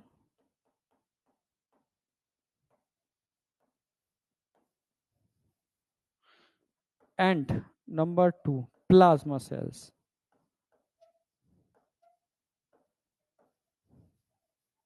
और ये प्लाज्मा सेल्स जो होते हैं इनका काम होता है फॉर्मेशन ऑफ एंटीबॉडी।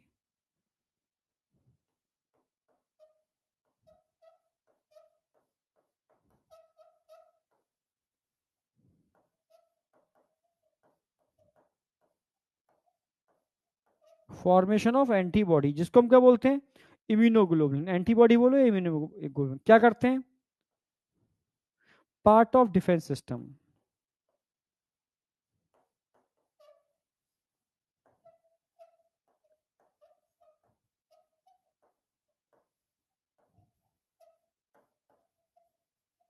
प्रोटेक्शन, यही प्रोटेक्ट करते हैं।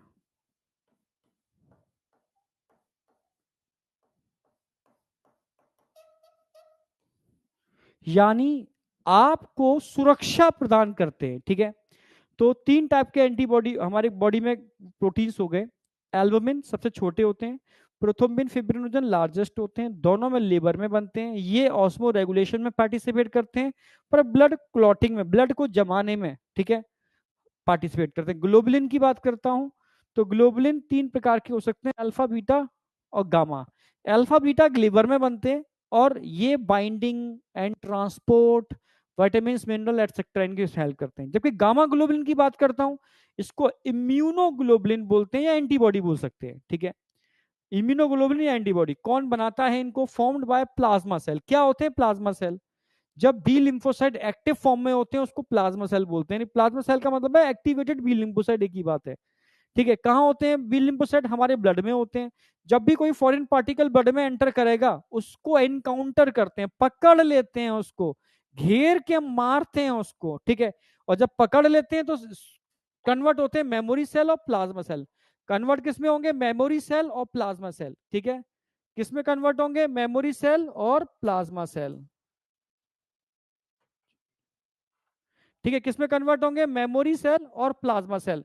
समझना मेरी बात, किसमें कन्वर्ट होने वाले हैं, मेमोरी सेल और प्लाज्मा सेल्स के अंदर, ठीक है। फिर मैं बात करता हूं अगर, ठीक है भाई, मेमोरी सेल क्या है। मेमोरी सेल बस ऐसे मान के चलो अभी इनएक्टिव फॉर्म में है, जब जरूरत पड़ेगी तब ये एक्टिवेट होंगे। मेमोरी सेल जब जरूरत पड़ेगी तब एक्टिवेट होंगे। अभी कौन है activated, plasma cell. Plasma cells का मतलब है एक्टिवेटेड बी लिम्फोसाइड। क्या बोलते हैं, एक्टिवेटेड बी लिम्फोसाइड, ये हैं आपके प्लाज्मा सेल। क्लियर बिल्कुल, यहां तक कोई डाउट। अरे अरे अरे नमस्कार नमस्कार, अरे अरे खुश रहो खुश रहो बेटा, खुश रहो खुश रहो अरे नमस्कार नमस्कार, आइए आइए आइए। हाँ थोड़ा बताए, बेटा बताएगा। हाँ हाँ मतलब ये मेरा 4th ड्रॉप था, तो मेरे इस बार स्कोर आए 541 और ऑल इंडिया रैंक है 16,680। 16,680 जी बहुत बढ़िया, जी बहुत जी सही। इसको एक बार जी जी अब तो डिटेल बता थोड़ा सा। तो ये मतलब मैंने 12th के बाद 1 साल पहले ड्रॉप लिया, फिर मैंने सबसे फर्स्ट अटेम्प्ट दिया मेरा नीट का, तो मेरे स्कोर आए थे फिर उस टाइम 445। तो फिर मैंने सेकंड अटेम्प्ट ऐसे ही दिया, बट सेकंड अटेम्प्ट में लास्ट अप्रैल मंथ में बहुत मतलब बहुत ज़्यादा मैं डिप्रेस्ड हो गया था, मैं कुछ पढ़ ही नहीं पाया। तो जिसकी वजह से मेरा स्कोर 494 आया। लास्ट ईयर नहीं, सेकंड अटेम्प्ट में मेरे, ठीक है। मतलब सेकंड ड्रॉप। और थर्ड ड्रॉप में मेरी सिस्टर की वेडिंग थी मार्च में, तो 15-20 दिन वहाँ गए। बट जब मैं अप्रैल में मतलब वापस घर आया, मतलब मार्च में आ गया था, तो मेरे राइट एंकल में थोड़ी स्वेलिंग हो गई थी। तो फिर जब हम हॉस्पिटल्स के चक्कर लगाए, जब गवर्नमेंट में पहली बार ही तब गया था किसी गवर्नमेंट हॉस्पिटल, तो जब मैंने देखा इतना क्रश, तो मैं वही डर गया था कि ये तो कुछ अलग ही है। तो मेरे को वहाँ एक डॉक्टर मिले, वीके जैन सर, वो बहुत अच्छे डॉक्टर थे। उन्होंने कहा कि एमआरआई आप करा के लेके आए। तो जब 12 अप्रैल को हम मतलब मैं मम्मी पापा दिखाने ले गए थे रिपोर्ट, तो डॉक्टर ने कहा कि मतलब इसको ऑपरेशन सर्जरी करनी पड़ेगी क्योंकि इसमें फ्लूइड एक्यूमुलेट हो रखा है। तो फिर ऐसी सर्जरी हुई एकदम इमरजेंसी में। तो फिर जब सर्जरी हो गई तो उन्होंने कहा था 1-2 दिन में डिस्चार्ज कर देंगे। तो ऐसे करते-करते 13 दिन हो गए। बट 13 दिन में मतलब जो मैंने सीखा लाइफ में, वो शायद ही मैं कहीं सीख पाता, क्योंकि ना उस टाइम कोई खड़ा था मेरे साथ। जो मेरे जितने भी क्लोज वन थे, सब कोई नहीं था। मैंने कितनों को तो कॉल किया, 1-2 लोगों को, तो उन्होंने मेरा फ़ोन उठाया जब उनको पता चला कि हेल्प चाहिए, और उन्होंने मतलब फ़ोन कट कर दिया। फिर 5-6 दिन बाद एक आध का मैसेज आया, बट ज़रूरत तो मुझे तब थी सबसे ज़्यादा। और मम्मी-पापा मेरे साथ थे, और मेरे जीजाजी और मेरी दोनों बहनें, मतलब बहुत ही था। और मेरा एक दोस्त जिसका नाम हरीश है, वो आके मतलब 6 दिन वो नीचे लेटता था। अब गवर्नमेंट की स्थिति, वो उसने मतलब बहुत सपोर्ट किया मेरा, और पापा को भी थोड़ा रिलीफ मिला कि रुकना नहीं पड़ेगा रात में। मतलब वो फिर ऐसे ही चलता गया। बट सबसे बड़ी चीज़ तो है कि जीजाजी जो जिसकी शादी हुई थी मेरी बड़ी दीदी की, मतलब वो मेरे लिए बहुत लकी रहे हैं। मतलब बहुत सपोर्टिव है वो सब। मतलब मेरी फैमिली सर बहुत सपोर्टिव है। मतलब आज तक मेरे 4 साल लग गए मुझे निकालने में नीट। बिल्कुल, बिल्कुल। हुँ। तो पापा मम्मी ने, मैं आज तक सिर्फ 4 साल लग गए मुझे ये निकालने में, बट आज तक एक उन्होंने, जैसे होता है ना टोन हो जाते हैं, मैंने बहुत अपने फ्रेंड्स की सुना है कि बहुत प्रेशर है। मेरे मम्मी पापा ने ना मुझे कभी एक वर्ड नहीं बोला कि तू पढ़ ले, तेरे से हो नहीं रहा, कभी नहीं। मतलब मेरे रिलेटिव्स इतने प्रेशराइज करा उन्होंने मेरे को, बट मेरे मम्मी पापा और मेरे मतलब जो क्लोज वंस हैं, वो मेरे हमेशा साथ रहे हैं। और मेरी बहनों ने बहुत सपोर्ट करा, बहुत ज्यादा, मतलब मैं बता नहीं सकता सर। मतलब फैमिली का सपोर्ट सबसे बड़ा सपोर्ट होता है। मतलब मैं मतलब एक तो फैमिली का सपोर्ट सबसे बड़ा सपोर्ट होता है, ठीक है। मैं तभी कहता हूँ फैमिली साथ है ना, तो बस कोई तुम्हारा कुछ बिगाड़ ही नहीं सकता, ठीक है। और तुम्हारे लक्ष्य तक कोई तुम्हें पहुंचने से रोकेगा नहीं। और अगर कोई पेरेंट्स देख रहे होंगे तो मैं कहूंगा कि जैसे अभी इन पेरेंट्स ने कभी कोई प्रेशर नहीं डाला उसके ऊपर, ठीक है, कि बेटा तुझे फ्रीडम दी है, हम कुछ भी तू कर बस, ठीक है, विश्वास है तो उसके तेरे ऊपर। हम लोग बस इतना कहना चाहते हैं, जो अब आगे की क्लिप है ना, आप अपने पेरेंट्स को जरूर दिखाएं। सर देखो बताएंगे कि उनके पास भी प्रेशर था, तो आप लोगों के घर में भी होगा। तो सर आप ही बताइए। है इस समय बच्चों के ऊपर प्रेशर बहुत ज्यादा है। बेटा आप भी आप ही आ जाइए। हाँ, आप बच्चों को आवाज चाहिए। मैंने सर आज तक कभी अपने बच्चे के ऊपर प्रेशर ही नहीं डाला सर।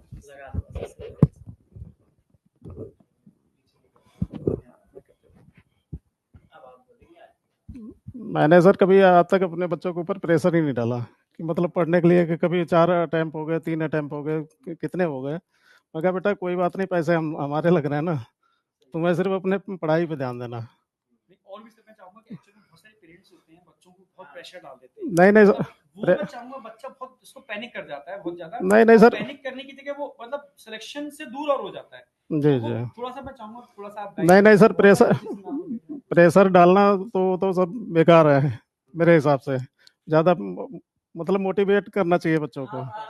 हाँ सर, जितने रिलेटिव है ना, वो डिमोटिवेट के अलावा कुछ नहीं करते। अब देख लो, हाँ ठीक है। तो इसलिए कभी मतलब क्या सारा पहले आप ही बताओ, सारा बता दो बच्चे में पूरी बच्चे बच्चे के सर जैसे कहते थे कि मतलब इसको ग्रेजुएशन करा दो, टाइम खराब करो, बच्चे की लाइफ खराब करो। तो हमने कहा कि मतलब कोई बात नहीं। फिर उनको लास्ट में हम खुद ही मतलब थक गए, तो फिर उनको बताना पड़ा कि हम जॉब करो करने लगा ये। ओहो सच में? हाँ हकीकत सर। फिर मैंने कहा कि 7,000 रुपये की जॉब करने लगा। वैकेंटेश्वर हॉस्पिटल है यहाँ पे। मैंने कहा उसमें ये थोड़ा इसका फ्रेंड भी है, उसमें जाके ये काम सीख रहा। तो वो कह रहे हैं हाँ आप सही हुआ कि मतलब अब धीरे धीरे इसकी सैलरी बढ़ जाएगी। ये समझ गया कोई नहीं चला गया होता। मतलब तो सोचो, मतलब पेरेंट्स कितना सपोर्ट कर रहे हैं, किस लेवल का सपोर्ट कर रहे हैं। मतलब पेरेंट्स पे कितना प्रेशर आ रहा है आज के डेट में। मतलब पेरेंट्स को कहना पड़ रहा है कि मेरा बच्चा जॉब कर रहा है और बैकएंड पे वो तैयारी कर रहा है। मतलब ये सपोर्ट चाहिए। मतलब मैं कहूंगा कि मतलब ऐसे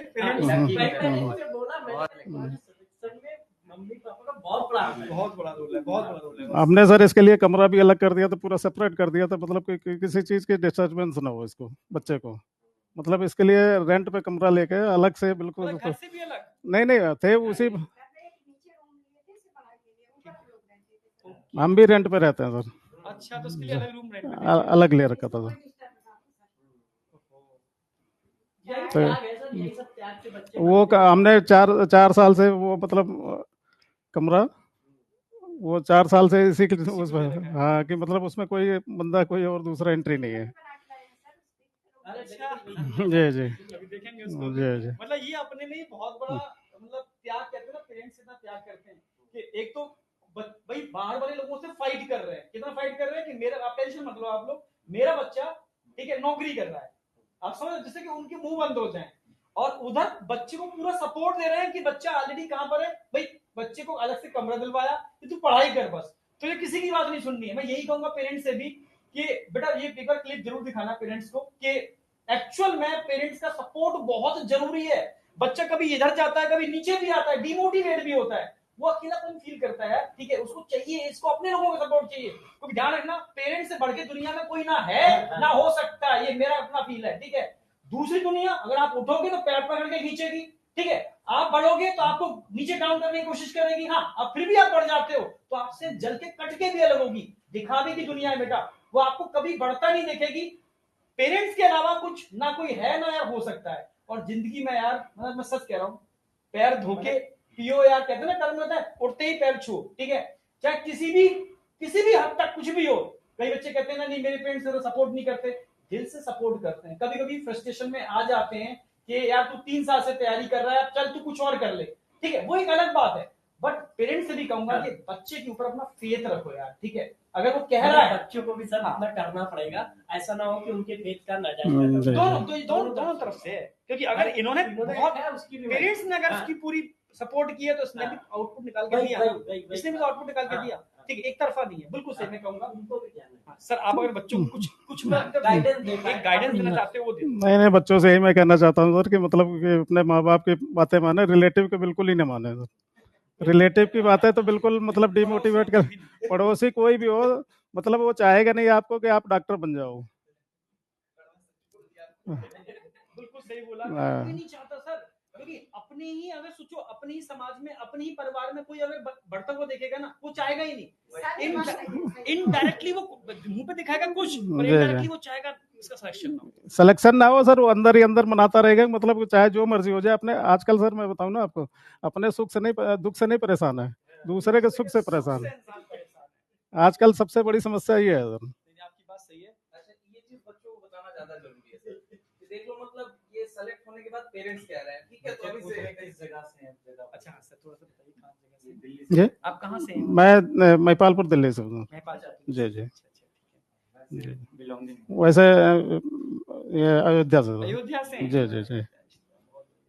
देखो अयोध्या से हैं, ठीक है, और अभी दिल्ली से हैं, मतलब दिल्ली में ही वर्किंग है, दिल्ली से ही है, ठीक है, महिपालपुर दिल्ली से। बच्चे ने दिल्ली में ही पढ़ाई की। ये सर जो डॉक्टर का MBBS करने का मेरी बड़ी बेटी ने स्टार्ट किया था सपना सर, मतलब उसका किसी कारण बस मतलब नहीं इतने नंबर आ पाते थे, उसका नहीं हो पाया, तो फिर ये इसने कहा कि पापा मैं करूँगा। लेते रहो, खूब सेवा करना डट के, जो रिवर्ट मिलेगा ना इसका बुढ़ापे तक काम आएगा, मतलब अल्टीमेट अभी मिल रहा है, ये तो मिलेगा सर, हमेशा ही मिलेगा सर, हमेशा मिलेगा। तो बेटा आप दोनों से मिल लिया, ठीक है, मम्मा पापा से, तो एक बार इस क्लिप को अपने मम्मा पापा को भी दिखाना और समझना एक्चुअल में आसपास के लोग कैसे हैं, ठीक है, आपको अपने से भी फाइट करना है, आज समाज से भी फाइट करना है, समझ रहे हो, और आपको भाई अपनी सीट तक पहुंचने के लिए खूब डट के पढ़ाई भी करनी है, ठीक है। तो एक्चुअल में स्ट्रगल बहुत है, तभी आप सही मायने में अपनी मंजिल तक पहुंच पाओगे। और ये मैं मेडिकल की बात नहीं कर रहा सर, हर फील्ड में सर की तैयारी कर रहा सर एक बात और है, जैसे मतलब बच्चों को ये बताने नहीं चाहिए अपने मतलब अड़ोसी पड़ोसी किसी को, अपने रिलेशन में भी नहीं बताना चाहिए मैं किस चीज की तैयारी कर रहा हूँ। वो हमारे यहाँ जो रिलेटिव भी आते थे ना सर, तो हम उनको ये नहीं बताते थे, हम कहते थे वो ड्यूटी पे गया हुआ। दादी बहुत खुश हैं, मैं वो तो सर कह रहे हैं कि मेरा नाम रोशन कर दिया, मतलब मैं जी जी जी जी जी जी जी जी। ठीक है, तो किसी को बताना नहीं है बेटा कि आप तैयारी कर रहे हो, बिल्कुल सही बात बोली, सही बताओ सर, कि किसी को मत बताओ आप तैयारी कर रहे हो, मैं किस चीज का मैं क्या कर रहा हूँ, क्या आगे करूंगा, तो वो बातें बताने लायक नहीं है और आजकल अगर बताएंगे तो वो फिर डिमोटिवेट करेगा। वो सीधा कहेंगे मतलब ये पढ़ नहीं रहा तो इसको फिर नहीं, ठीक है सर, मैं कहूंगा आज बच्चे कुछ चीज समझे होंगे, चीज जी जी ठीक है। और बेटा अगेन मैं कांग्रेचुलेशन कर बोल रहा हूँ, बेटा नाम अमन शुक्ला, अमन शुक्ला नाम है बेटे का, ठीक है, तो अगेन कांग्रेचुलेशन बेटा, और नाम रोशन करो बस।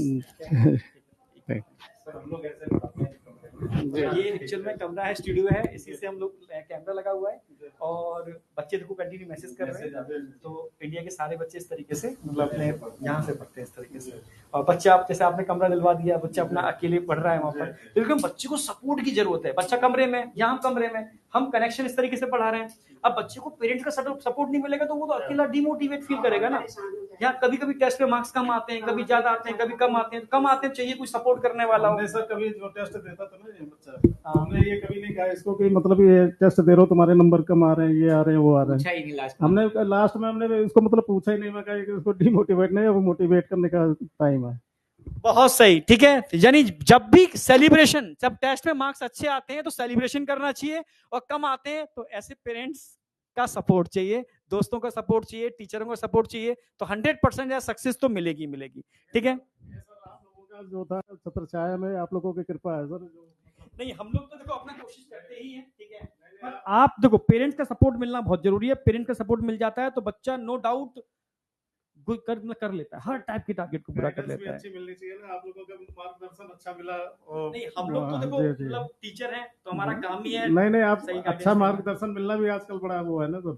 देना। तो आप लोगों का अच्छा मार्गदर्शन मिला सर, कि आपके थैंक यू सर जी, आप जी। यहाँ आने के लिए, ठीक है। थैंक यू बेटा। नहीं, मीठा तो हमें खिलाना चाहिए बेटा।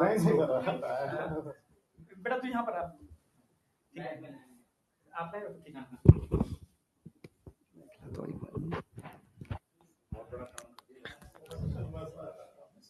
सर आप भी इधर आओ।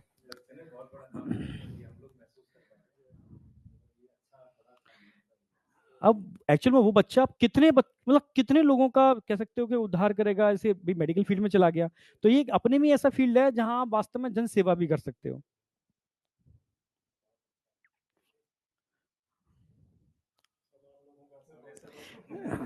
देखो हम तो सिर्फ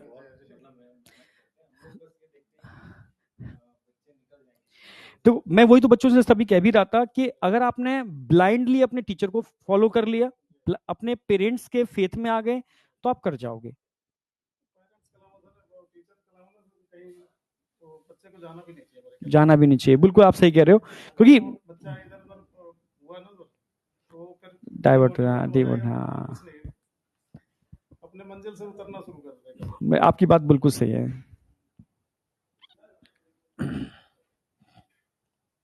आजकल सर कोई नहीं चाहता कि मतलब बच्चा जैसे, आजकल टाइम ऐसा है ना सर कि सही कह रहे हो। बेटा तुम आओ पहले। नहीं पहले हम नहीं पहले अमन हम खिलाएंगे तुम्हें बेटा, तुमने इधर आ जाओ, अपने यहाँ से पेरेंट्स को खिलाओ पहले।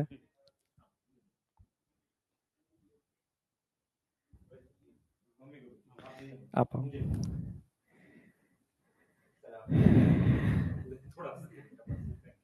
नहीं बेटा मैं पहले मैं खिलाऊंगा बेटा, तेरा बनता है आज, ठीक है। मैं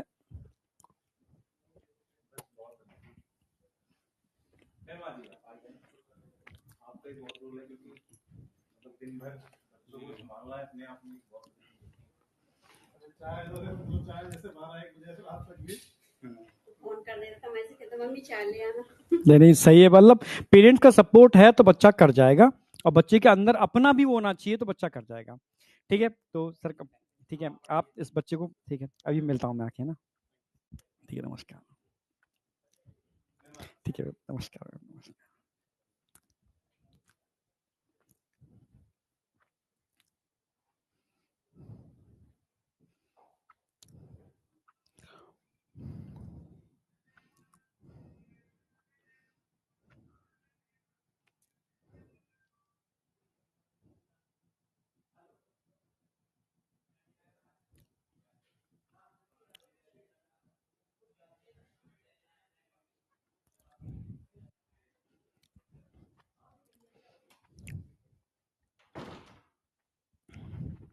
हाँ बेटा, तो थोड़ा समझे होगे ना कि एक्चुअल में लाइफ में फेथ बिलीफ कितना जरूरी है, ठीक है। आपके कमेंट नहीं देख पा रहा मैं, तो समझ में आया होगा लाइफ में फेथ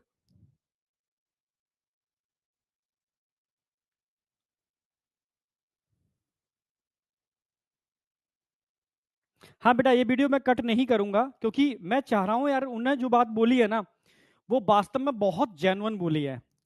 कहते हैं ना कि तैयारी इतनी साइलेंटली करो, आप समझ रहे हो, कि आप जब सक्सेस होगे तो पूरी दुनिया, ठीक है, आपकी सक्सेस का गीत गाए। आप समझ रहे हो ना, साइलेंटली।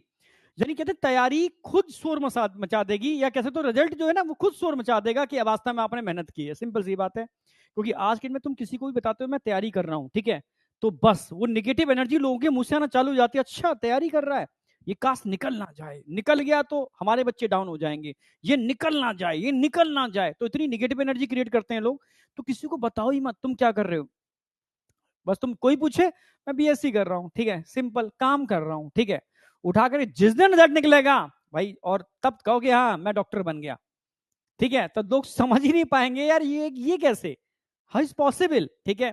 तो ये एक्चुअल में स्ट्रेटजी अपनाओ, ठीक है। और मैं कहूंगा कि पेरेंट्स को थोड़ा सा बोलना यार, मतलब तुम्हारा बोलना सही नहीं, तुम बस क्लिप दिखा देना ये, ठीक है, कि एक्चुअल में ये चाहिए, ठीक है, कि बच्चे को अलग कमरे में बैठा दिया, ठीक है, लोगों से बोल रहे हैं कि मेरा बच्चा तो नौकरी करता है, ठीक है, तू पढ़ बस, ठीक है, 3 अटेम्प्ट हो गए, कोई दिक्कत नहीं है, तू पढ़ाई कर, तुझे फेथ है, तू पढ़ाई कर। देखो आज निकाल दिया ना उसने, मतलब वो चाहिए यार एक्चुअल में।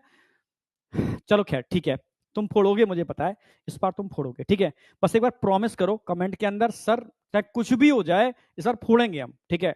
और कोई बहुत टिपिकल नहीं है यार, कहीं ना कहीं लास्ट टाइम पेपर के टाइम पर हम मैनेजमेंट नहीं कर पाते, यहां गड़बड़ी कर देते हैं खूब तैयारी करने के बाद, या तैयारी में मक्कारी कर लेते हैं, या में जोश होता है नवंबर दिसंबर में आके मक्कारी चालू कर देते हैं, उस वजह से चीजें रह जाती हैं। बाद बाकी का तो तुम फोड़ोगे इस बार, ठीक है।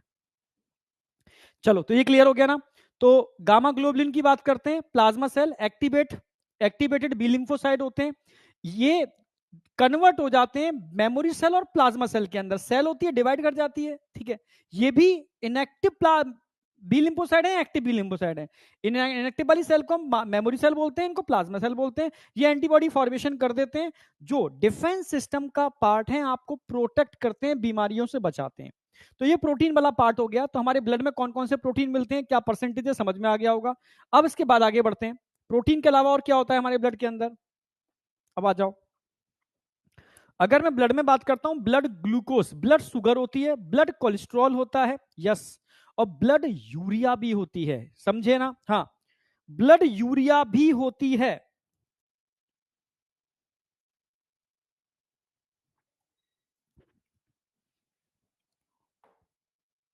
ठीक है। Number 2,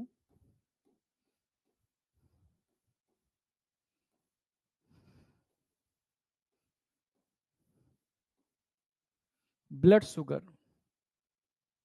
normal blood sugar level क्या होगा जरा बताओ, नॉर्मल ब्लड शुगर लेवल।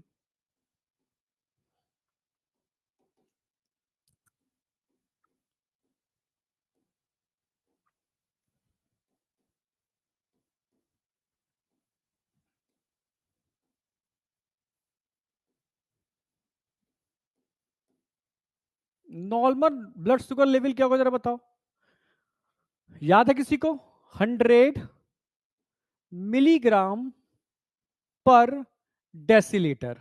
कभी ब्लड शुगर लेवल आपने मेजर कराया अपना, यस, हाँ, अप्रोक्सीमेटली वो वेरी करता है थोड़ा बहुत, 100 मिलीग्राम पर डेसीलीटर, यस, 100 मिलीग्राम पर डेसीलीटर के आसपास होगा।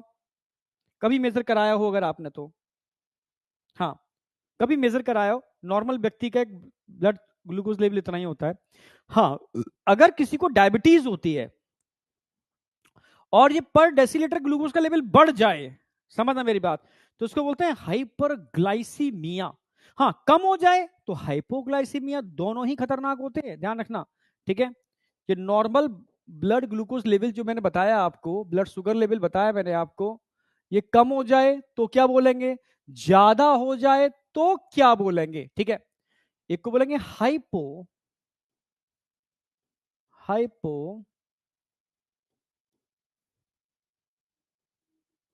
Glycaemia,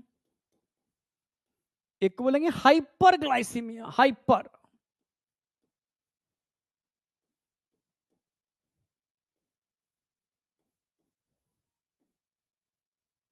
hyperglycaemia. हाइपो माने कम, हाइपर माने ज्यादा। हाइपो का मतलब है डिक्रीज, हाइपो माने कम, hypo hyper, hypo hyper, hypo माने तो होता है कम, लो। ग्लाइसी मतलब होता है ग्लूकोज,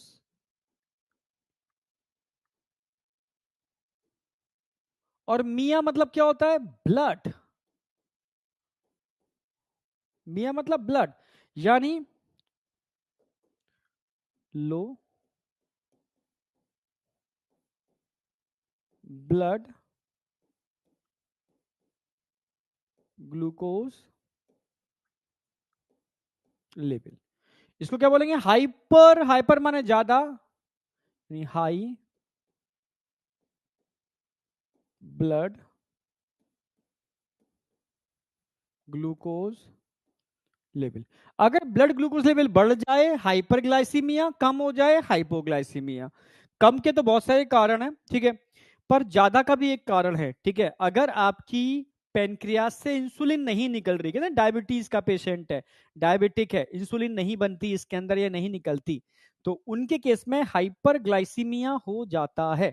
डायबिटीज के केस में हाइपरग्लाइसीमिया हो जाता है, हाई ब्लड ग्लूकोज लेवल बढ़ जाना, ठीक है। ये तो ये याद रखना है आपको। अच्छा, एक चीज और याद रखो, blood cholesterol level, blood cholesterol level.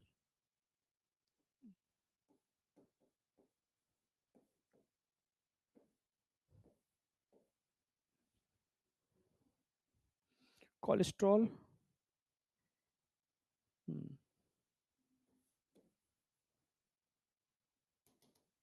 Blood cholesterol ही बोलना चाहिए, क्योंकि ब्लड कोलेस्ट्रॉल ही बोलो, ठीक है।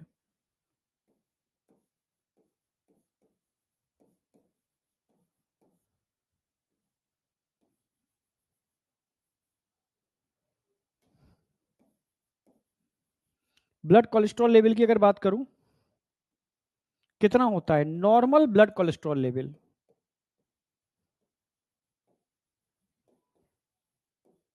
कितना?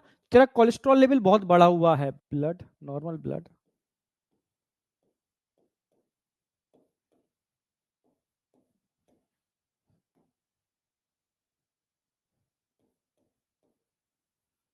कितना होता है? लगभग आप कह सकते हो अप्रोक्सीमेटली, मतलब अप्रोक्सीमेटली बता रहा हूं, ठीक है, लगभग 150 मिलीग्राम पर डेसीलीटर के आसपास होगा, अप्रोक्सीमेटली बता रहा हूं, थोड़ा कम ज्यादा हो सकता है। स्टैंडर्ड वैल्यू 150 मिलीग्राम पर decilitre, it is approximately data है, ठीक है। इसके अलावा भी एक चीज होती है, एक बात ध्यान रखना, अगर कोलेस्ट्रॉल लेवल बढ़ गया तो हार्ट डिसऑर्डर होने की प्रोबेबिलिटी बढ़ जाती है, ठीक है। आज की डेट में हम फिजिकल एक्सरसाइज इतनी नहीं कर रहे, ठीक है, इसलिए, और हम गुड कोलेस्ट्रॉल खा भी नहीं रहे हैं, हम बैड कोलेस्ट्रॉल खा रहे हैं, ठीक है। आप बाहर के तली हुई चीजें जो भी खा रहे हो, समोसे, कचौड़ी, दाल मोठ, जो भी आप बाहर का सामान खा रहे हो, सब में बहुत बैड पाम ऑयल पड़ता है, बैड कोलेस्ट्रॉल, ठीक है। गुड कोलेस्ट्रॉल कहाँ खा रहे हो आप, ठीक है, वेजिटेबल ऑयल्स हैं, ठीक है, यस गुड कोलेस्ट्रॉल है, या गाय का प्योर देसी घी जो होता है, प्योर गाय का, वो गुड कोलेस्ट्रॉल है, वो खाने चाहिए यार आपको, ठीक है। तो normal blood cholesterol level 150 milligram होता है, अगर बैड कोलेस्ट्रॉल खाओगे तो हार्ट डिसऑर्डर बढ़ जाएंगे। इसके अलावा एक चीज और याद रखना, ब्लड यूरिया लेवल। अगर ब्लड यूरिया की बात करता हूं तो जरा बताओ ब्लड यूरिया लेवल कितना होगा, ठीक है, नॉर्मल ब्लड यूरिया लेवल,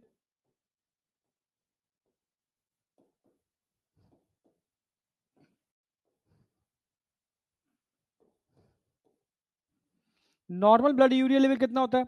आप बोलोगे 20 से 40 मिलीग्राम पर लीटर भी कह सकते हो, ठीक है, या सॉरी पर 100 ml ऑफ ब्लड, पर 100 ml ऑफ ब्लड। अगर आपकी बॉडी में से 100 ml ब्लड में निकालूं, 100 ml ब्लड सिरिंज से बाहर निकालूं, उसमें लगभग 20 से 40 मिलीग्राम यूरिया होना चाहिए, या ऐसे भी कह सकते हो मिडिल वैल्यू कितनी आएगी, 30 मिलीग्राम, ऐसे भी कह सकते हो। इतना नॉर्मल ब्लड यूरिया लेवल होना चाहिए। इससे कम भी नहीं होना चाहिए, इससे ज्यादा भी नहीं होना चाहिए। इससे ज्यादा हो रहा है वो इंडिकेटर है माल फंक्शनिंग ऑफ किडनी, कि आपकी किडनी अच्छे से काम नहीं कर रही, वो यूरिया को एलिमिनेट नहीं कर रही यूरिन के थ्रू। यूरिन और यूरिया आपके लिवर में बनती है, ब्लड में जाती है और यूरिन के माध्यम से बाहर रिलीज हो जाती है, निकाल दी जाती है। पर कुछ अमाउंट इसका ब्लड में रहता है जो ब्लड की अगेन पीएच को मेंटेन करती है, साथ में ऑस्मोलरिटी को भी मेंटेन करती है, पर mainly maintain pH of blood, ठीक है, क्योंकि यूरिया एसिडिक होती है, ठीक है, इसकी वजह से पीएच मेंटेन होती है। यूरिया ज्यादा अगर ब्लड में एक्यूमुलेट हो जाए तो ब्लड बहुत ज्यादा एसिडिक हो जाता है, ठीक है। समझ रहे हो ना मेरी बात? यस या नो? यहां तक कोई डाउट? अगर ब्लड में यूरिया का लेवल बढ़ जाए तो एक टर्म यूज करते हैं, कंडीशन में लिख दे रहा हूं मैं, ये मैं पढ़ाऊंगा आगे एक्सक्रीटरी सिस्टम में, कंडीशन इफ, पर यहां भी लिख देता हूं if increase urea in blood, तो क्या बोलोगे इसको? Uraemia, uraemia.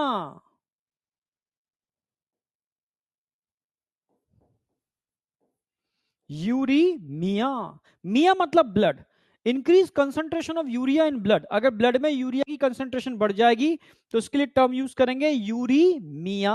अब बताओ, यहां तक कोई डाउट किसी को? यहां तक कोई डाउट किसी को? यस या नो? मैसेज पढ़ूं तुम्हारे? ये खत्म हो गया आपका पूरा कंपोजिशन। हाँ, मतलब मिया टर्म लगा देते हैं हम ब्लड के लिए। 30 मिलीग्राम मतलब 30 मिलीग्राम का मतलब होता है 30 मिलीग्राम पर 100 ml ऑफ ब्लड, पर 100 ml ऑफ ब्लड। एक ही बात है ना भाई, 20 से 40 बोल दो या इसकी मिडिल वैल्यू 30 मिलीग्राम बोल दो, और लगा दी ना बीच में, या ये एग्जैक्ट आ गया, ये इसकी मिडिल वैल्यू आ गई। हाँ, इससे ज्यादा हो जाए, increase, if increase urea in blood, तो इसके लिए टर्म आता है यूरीमिया, ठीक है, इंक्रीज यूरिया इन ब्लड। ये इंडिकेटर किसका है? माल फंक्शनिंग ऑफ किडनी, या किडनी फेल्योर, किडनी फेल्योर को इंडिकेट करता है, ठीक है। सुना होगा ना प्रेमानंद बाबा, ठीक है, आजकल बहुत उस पर आते हैं इनके, ठीक है, यूट्यूब पर।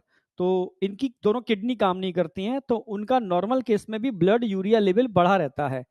It is a indicator of mall functioning of kidney, ठीक है, यानी किडनी प्रॉपर वर्क नहीं कर रहे हैं। क्लियर है बिल्कुल? यस या नो? यहां तक कोई डाउट है किसी को? ये बेसिक कंपोजिशन मैंने बता दिया है। अब बारी आती है फॉर्म्ड एलिमेंट। फॉर्म्ड एलिमेंट कितने परसेंट होते हैं? 45% होते हैं। और फॉर्म्ड एलिमेंट में क्या क्या पढ़ना है? फॉर्म्ड एलिमेंट कराने से पहले मैं एनसीईआरटी कराऊंगा, फिर मैं आगे बढ़ूंगा, ठीक है। पहले एनसीईआरटी पैरेलल लेके चल रहा हूं मैं आपकी। ल्यूकोसाइट थोड़ी ना होंगे आज। एनसीईआरटी आ जाओ।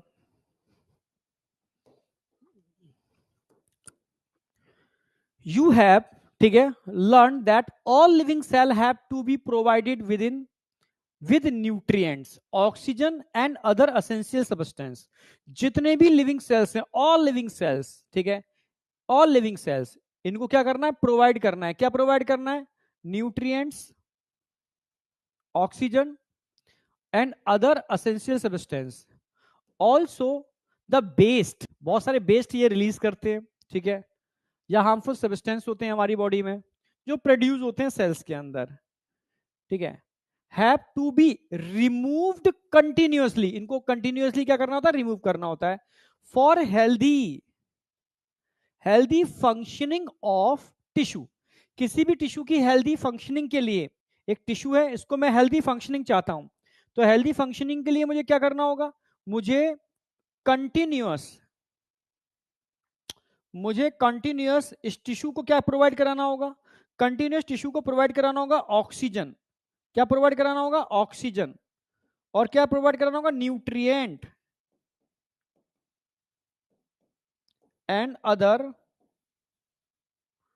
Substance, other essential substance. Continue क्या कराने होंगे? प्रोवाइड कराने होंगे। किसको? टिश्यू को। टिश्यूज के बदले में क्या बनाना होगा? बहुत सारे, ठीक है, अनहेल्दी, हार्मफुल एक्सक्रीटिव प्रोडक्ट ये टिश्यू के अंदर बन रहे होंगे। इनको क्या करना होगा? रिमूव करना होगा, रिमूव। इनको क्या करना होगा, रिमूव, ठीक है, हार्मफुल सब्सटेंस, ठीक है, वेस्ट और हार्मफुल सब्सटेंस, वेस्ट या हार्मफुल सब्सटेंस को क्या रिमूव, ठीक है। It is therefore essential to have efficient mechanism for movement of the substance to the cell, यानी एक सिस्टम है जो कंटिन्यू क्या कर रहा है, सेल के पास तक ये चीजें पहुंचा रहा है और इनको सेल के पास से रिमूव कर रहा है, पहुंचा रहा है, रिमूव कर रहा है, ठीक है। movement these substance to the cell, and from cell different group of animal have evolved different method for this transport, ये ध्यान रखना। अब इस ट्रांसपोर्ट के लिए डिफरेंट एनिमल में डिफरेंट मेथड होते हैं। जैसे कॉकरोच के अंदर मैंने बताया था ऑक्सीजन को पहुंचाने के लिए ट्रैकियल सिस्टम है, ठीक है। कहीं पर क्लोज सर्कुलेटरी सिस्टम है तो ब्लड एक ही जगह भरा हुआ होता है, वहां से न्यूट्रिएंट लेते हैं, ठीक, सॉरी ओपन, और कहीं क्लोज्ड है वहां ब्लड वेसल्स के अंदर फ्लो कर रहा है तो उसके थ्रू न्यूट्रिएंट लेते हैं, ठीक है। कहीं लंग्स के थ्रू ऑक्सीजन पहुंच रही है, कहीं बॉडी सरफेस के थ्रू ऑक्सीजन पहुंच रही है, यानी इन सब के लिए डिफरेंट एनिमल में डिफरेंट टाइप के method for this transport. Clear, बिल्कुल। आगे बढ़ते हैं। ऑर्गेनिज्म लाइक स्पॉन्ज, जैसे स्पॉन्ज की एग्जांपल की बात कर रहे हैं, ठीक है, सिलेंट्रेट की बात कर रहे हैं, ये क्या करते हैं, वाटर सर्कुलेशन होगा इसमें, ठीक है। Coelenterate circulate water from their surrounding through their body cavity to facilitate the cell to exchange substance. More complex organism की बात करता हूं जिनके पास स्पेशल कोई फ्लूइड होता है, ठीक है, बॉडी के अंदर कोई फ्लूइड होता है, ठीक है, ट्रांसपोर्ट के लिए सच मटेरियल। अब फ्लूइड क्या हो सकते हैं, ब्लड भी हो सकता है या लिम्फ भी हो सकता है, जो तुम डिटेल में पढ़ोगे। अगर ब्लड की बात करता हूं, blood is the most commonly used body fluid by most of the higher organism including human for this purpose. Another body fluid में लिम्फ आ जाएगा, also help in the transport of certain substance in this chapter. यानी यहां पर आप क्या पढ़ने वाले हो, मेन ब्लड पढ़ने वाले हो, जो क्या है, फ्लूइड कनेक्टिव टिश्यू है। ये क्या है, फ्लूइड कनेक्टिव टिश्यू है।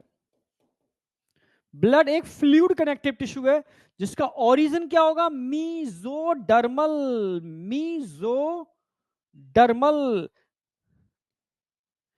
यानी मेरी बॉडी के अंदर अलग अलग टाइप के टिश्यू है, अलग अलग टाइप के सिस्टम है, उनका भाई ओरिजिन की बात करूं तो ओरिजिन अलग अलग होगा। 3 टाइप की लेयर होती है एम्ब्रियोनिक स्टेज में, एक एक्टोडर्म, एक मेसोडर्म, एक एंडोडर्म। इनसे ही मेरी पूरी बॉडी का निर्माण हुआ है। कुछ चीजें ऐसी होंगी जो एक्टोडर्म से मिलकर बनी होंगी, अक्सर मेरी बॉडी का बाहर का पार्ट एक्टोडर्म से मिलकर बना है। मेरी बॉडी की जो एलिमेंट्री कैनाल है, आहार नाल है, मेरा डाइजेस्टिव ट्रैक है, वो मोस्टली एंडोडर्म से मिलके बना होता है। इन दोनों के बीच में जो मोस्टली टिश्यू होते हैं जिनका ओरिजिन मीजोडर्मल होता है, ब्लड उसी में से एक है, ठीक है। फ्लूइड कनेक्टिव टिश्यू है, मीजोडर्मल का ओरिजिन है, ठीक है। Lymph also help in transport of, भाई लिम्फ क्या है, ब्लड का फिल्ट्रेट ही तो है। भाई ब्लड में से अगर आप निकाल दो, क्या निकाल दो, ब्लड में से माइनस कर दो आरबीसी, ठीक है, और क्या, प्लेटिलेट्स, और क्या, मैक्रो प्रोटीन बड़े साइज के, तो क्या बचेगा, बताओ क्या बचेगा, लिम्फ बचेगा, लिम्फ बचेगा। तो सिंपल सी बात है, ब्लड का ही तो पार्ट है लिम्फ, जिसमें से इन चीजों को निकाल दिया मैंने, ठीक है। तो blood and lymph tissue fluid, ये दोनों क्या टिश्यू फ्लूइड है। And the mechanism of circulation of blood is also explain here. यहां हम डिटेल मैकेनिज्म ब्लड की हम पढ़ाने वाले हैं, ठीक है। आगे आ जाओ। तो ब्लड मैंने बता दिया, ठीक है, ये क्या है, स्पेशल कनेक्टिव टिश्यू है, स्पेशल कनेक्टिव टिश्यू है, मतलब फ्लूइड कनेक्टिव टिश्यू है, बता दिया मैंने, ठीक है। ब्लड की अगर बात करता हूं किससे मिलके बनता है, ठीक है, ये इसके अंदर मैट्रिक्स होगा, मैट्रिक्स प्लाज्मा वैसे एक ही बात होती है, ठीक है, इन्होंने अलग अलग लिख दिया बट एक ही बात है। एंड फॉर्म्ड एलिमेंट होंगे, और फॉर्म्ड एलिमेंट होंगे, ठीक है। अभी बताया मैंने कि अगर मैं प्लाज्मा की बात करता हूं, प्लाज्मा कितना परसेंट होता है, अभी बताया मैंने 55% हमारे ब्लड में क्या होता है, प्लाज्मा होता है, 55% प्लाज्मा होता है। प्लाज्मा जो स्ट्रॉ कलर का होगा, ध्यान रखना, स्ट्रॉ कलर विस्कस फ्लूइड है, ये क्वेश्चन पूछ लेते हैं। स्ट्रॉ कलर विस्कस फ्लूइड है जो कितना परसेंट बना रहा है, 55% बना रहा है, जिसके अंदर क्या होगा, वाटर होगा, कितना वाटर होगा, 90 से लेकर 92% वाटर होगा। प्रोटीन कितनी होगी अभी बताया मैंने, 6 to 8% प्रोटीन होगी, ठीक है। इसके अलावा कौन कौन से प्रोटीन होंगे, फिब्रिनोजन, ग्लोब्यूलिन, एल्बुमिन जैसे मेजर प्रोटीन होंगे। इन्होंने मेजर के बस लिख दिया, फिब्रिनोजन, ग्लोब्यूलिन और एल्बुमिन। प्रोथोमिन की बात नहीं की है, ठीक है, मेजर करके लिख दिया उन्होंने, मेजर प्रोटीन ये तीन होंगे। अगर मैं फिब्रिनोजन की बात करता हूं, are needed for the clotting, भाई फिब्रिनोजन और ग्लोब्यूलिन, सॉरी फिब्रिनोजन और प्रोथोमिन, ये क्या काम करते हैं, क्लॉटिंग में हेल्प करते हैं, कोएगुलेशन क्लॉटिंग की बात होती है। ग्लोबुलिन की बात करते हैं, ग्लोबुलिन क्या काम करते हैं, तीन टाइप के होते हैं, alpha, beta, gamma. This primarily are involve in defence, किसमें इन्वॉल्व होते हैं, डिफेंस मैकेनिज्म के अंदर इन्वॉल्व होते हैं of the body. And albumin की अगर मैं बात करूं, सबसे छोटी ब्लड प्रोटीन होती है, ऑस्मोटिक बैलेंस का काम करती है, ऑस्मोटिक बैलेंस का काम करती है। Plasma also contain small amount, क्या होंगे इसके अंदर, मिनरल्स होंगे, जैसे सोडियम आइंस होंगे, कैल्शियम आइंस होंगे, मैग्नीशियम आइंस होंगे, बाइकार्बोनेट आइंस होंगे, क्लोराइड आइंस होंगे, ये सारे मैंने बताई दिया आपको, इनका सीक्वेंस बता दिया। इसके अलावा क्या होगा, ग्लूकोज होगा, ग्लूकोज का पूरा मैंने बता दिया। इसके अलावा क्या होंगे, अमाइनो एसिड होंगे, जो बायोमोलिक्यूल में डिटेल बताने वाला हूं, लिपिड बायोमोलिक्यूल में डिटेल बताने वाला हूं, ठीक है। मैंने यूरिया और कोलेस्ट्रॉल का लेवल लिखा दिया है, are also present in the plasma, they, ठीक है, as they are always in transit in the body. Transit समझते हो, ट्रांजिट का मतलब है अगर ज्यादा होंगे तो बाहर निकाल दिए जाएंगे, कम होंगे तो मेंटेन रहेंगे, ठीक है। यानी होम्योस्टैटिक, यानी एक मात्रा में मेंटेन रहते हैं, ठीक है, ट्रांजिट स्टेट में मेंटेन रहते हैं, ठीक है। फैक्टर फॉर द कोएगुलेशन या क्लॉटिंग, मैंने बताया ब्लड क्लॉटिंग फैक्टर भी होते हैं। फैक्टर्स फॉर द कोएगुलेशन और clotting of blood are also present in the plasma in an inactive form, ठीक है। इसके अलावा ब्लड प्लाज्मा में ध्यान रखना आपको, इनएक्टिव फॉर्म में ब्लड क्लॉटिंग फैक्टर होते हैं, ये भी एक बार मैं लिख भी देता हूं इस चीज को, तुम्हें याद भी रहेगा। नंबर 5 वैसे लिख दिया है मैंने, डायग्राम में लिख दिया है, पर यहां इस थ्योरी में लिख दो। Number 5 inactive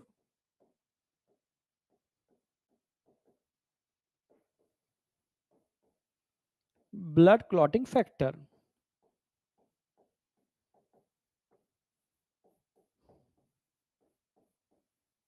etcetera. इसके अलावा और भी बहुत सारी चीजें हमारे ब्लड में होती हैं, पर अभी हमने मेजर चीजों को इसमें काउंट कर लिया जहां से नीट में क्वेश्चन बनता है, जहां से नीट में क्वेश्चन बनता है। चलो, plasma without clotting factor is called serum, ये मैंने बता दिया है। अगर प्लाज्मा में से तुम क्लॉटिंग फैक्टर निकाल दोगे तो क्या बचेगा, सीरम बचेगा, बहुत डिटेल में समझा दिया है मैंने। फॉर्म्ड एलिमेंट, फॉर्म्ड एलिमेंट की बात करता हूं तो ये मैं स्टार्ट कर रहा हूं, इरेथ्रोसाइट, ल्यूकोसाइट, ये बता दिया मैंने, इरेथ्रोसाइट, ल्यूकोसाइट एंड प्लेटिलेट्स, इन तीनों को कलेक्टिवली हम क्या बोलते हैं, फॉर्म्ड एलिमेंट। इसका पूरा कंपोजिशन करा दिया है। कितना कंपोजिशन होता है इन तीनों को मिलाकर के, तीनों को मिलाकर के कितना होता है, 45% इन तीनों को मिलाकर के हमारे बॉडी में ये बनता है।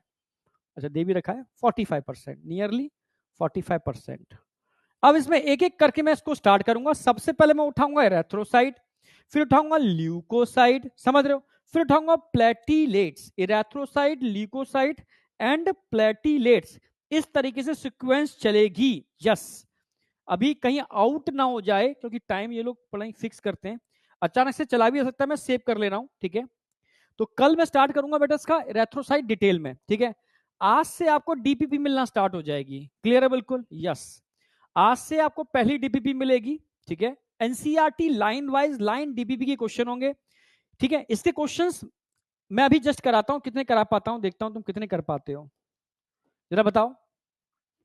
Blood is a special type of connective tissue, क्या लगाओगे, क्वेश्चन नंबर 1 का बताओ।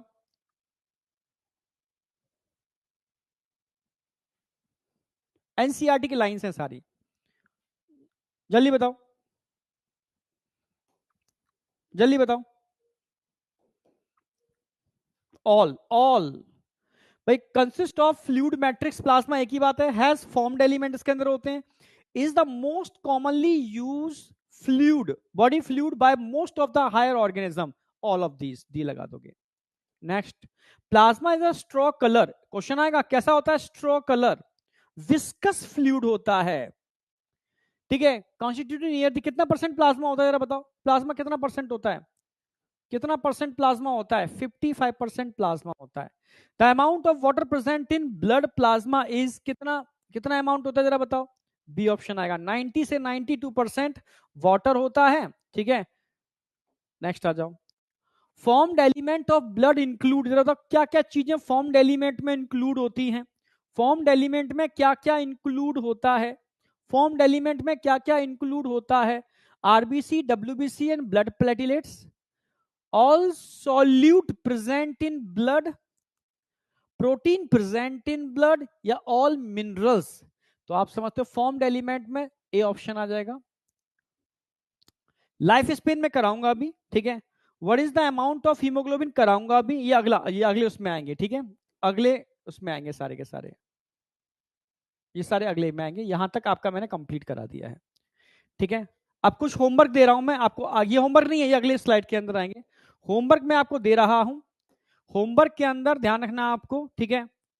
होमवर्क के अंदर आपको ध्यान रखना है, कुछ मैं फिलिंग द ब्लैंक्स दे रहा हूं आपको, ठीक है। जितना मैंने आज पढ़ा दिया उससे रिलेटेड वो आपको करने हैं सारे के सारे, जितना मैंने आज पढ़ा दिया है उससे रिलेटेड सारे फिलिंग द ब्लैंक्स आपको करने हैं। भाई क्लास चला करे तब मत आया कर, ये लाइव चल रही है ना। चलो क्लियर है, बिल्कुल क्लियर है, चलो ठीक है।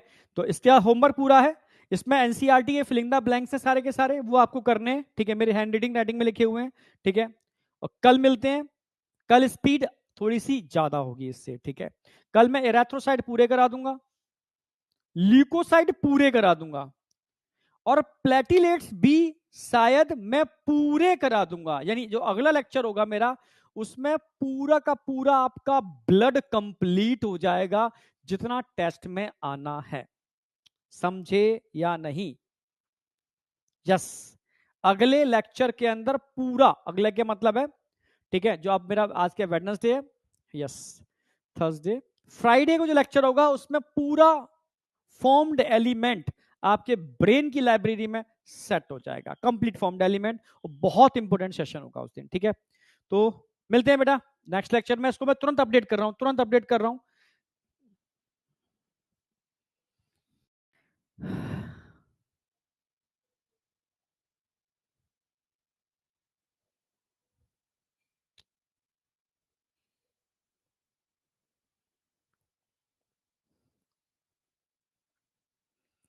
जाकी रही भावना जैसी, ताने देखी प्रभु मूरत तैसी। जैसी आपकी फीलिंग होती है बेटा, जैसे आपके थॉट प्रोसेस होते हैं, वैसे ही आप बनते हो, ये ध्यान रखना। जैसा बनना है हमेशा वैसा ही सोचा करो, और वैसे ही थॉट प्रोसेस रखो हमेशा। मैं सच कह रहा हूं, बॉडी अपने आप, यानी आप उसी चीज में कन्वर्ट हो जाओगे, उसी के लेवल का सोचा करो, उसी के लेवल की चीजें किया करो, ठीक है। और वैसे ही चीजें अपने अंदर लेकर के आओ, ठीक है। हाँ अंकल बहुत अच्छे थे बेटा शिवम, जो अपने बच्चों का, सारे पेरेंट्स अच्छे होते हैं ध्यान रखना, पर कई पेरेंट्स क्या होते हैं ना, वो समझ नहीं पाते यार बच्चे को ट्रीट कैसे किया जाए। मैं सच कह रहा हूं, ठीक है। वो यह समझो कि थॉट प्रोसेस सबका एक जैसा नहीं होता, पर फीलिंग सबकी एक जैसी होती है। हर पेरेंट्स अपने बच्चे के लिए चाहता है यार मेरा बच्चा कुछ बड़ा करे, ठीक है, पर वो कभी कभी संभाल नहीं पाता चीजों को, ठीक है, समझे। हाँ बेटा, पर उसके अंदर की फीलिंग, उसके दिल की बात तुम समझ नहीं पाओगे, ठीक है। हाँ वो हमेशा, कभी कभी बच्चे को समझाने चक्कर में गुस्सा कर देता है उसकी ओर बहुत ज्यादा, कभी कभी हाथ भी उठ जाते हैं, ठीक है, पर अंदर से बहुत प्यार करता है बच्चों को, बहुत प्यार करता है, ठीक है। देखने में लगता है कि हाँ दुष्ट है, पर ऐसा होता नहीं है, ठीक है। कभी कभी कई पेरेंट्स अपनी फीलिंग अपने बच्चों को शेयर नहीं कर पाते, ठीक है, बस यही अंतर होता है, पर अंदर से सारे बच्चों के लिए बहुत पॉजिटिव होते हैं, ठीक है। चलो बेटा बाय, मिलते हैं। होमवर्क दिया है बहुत सारा, ये करना है आपको, ठीक है। इसको दिल्ली मिल जाएगा बेटा, दिल्ली में अच्छा कॉलेज मिल जाएगा इसको, है ना। बाय बेटा, बाय बाय बाय बाय।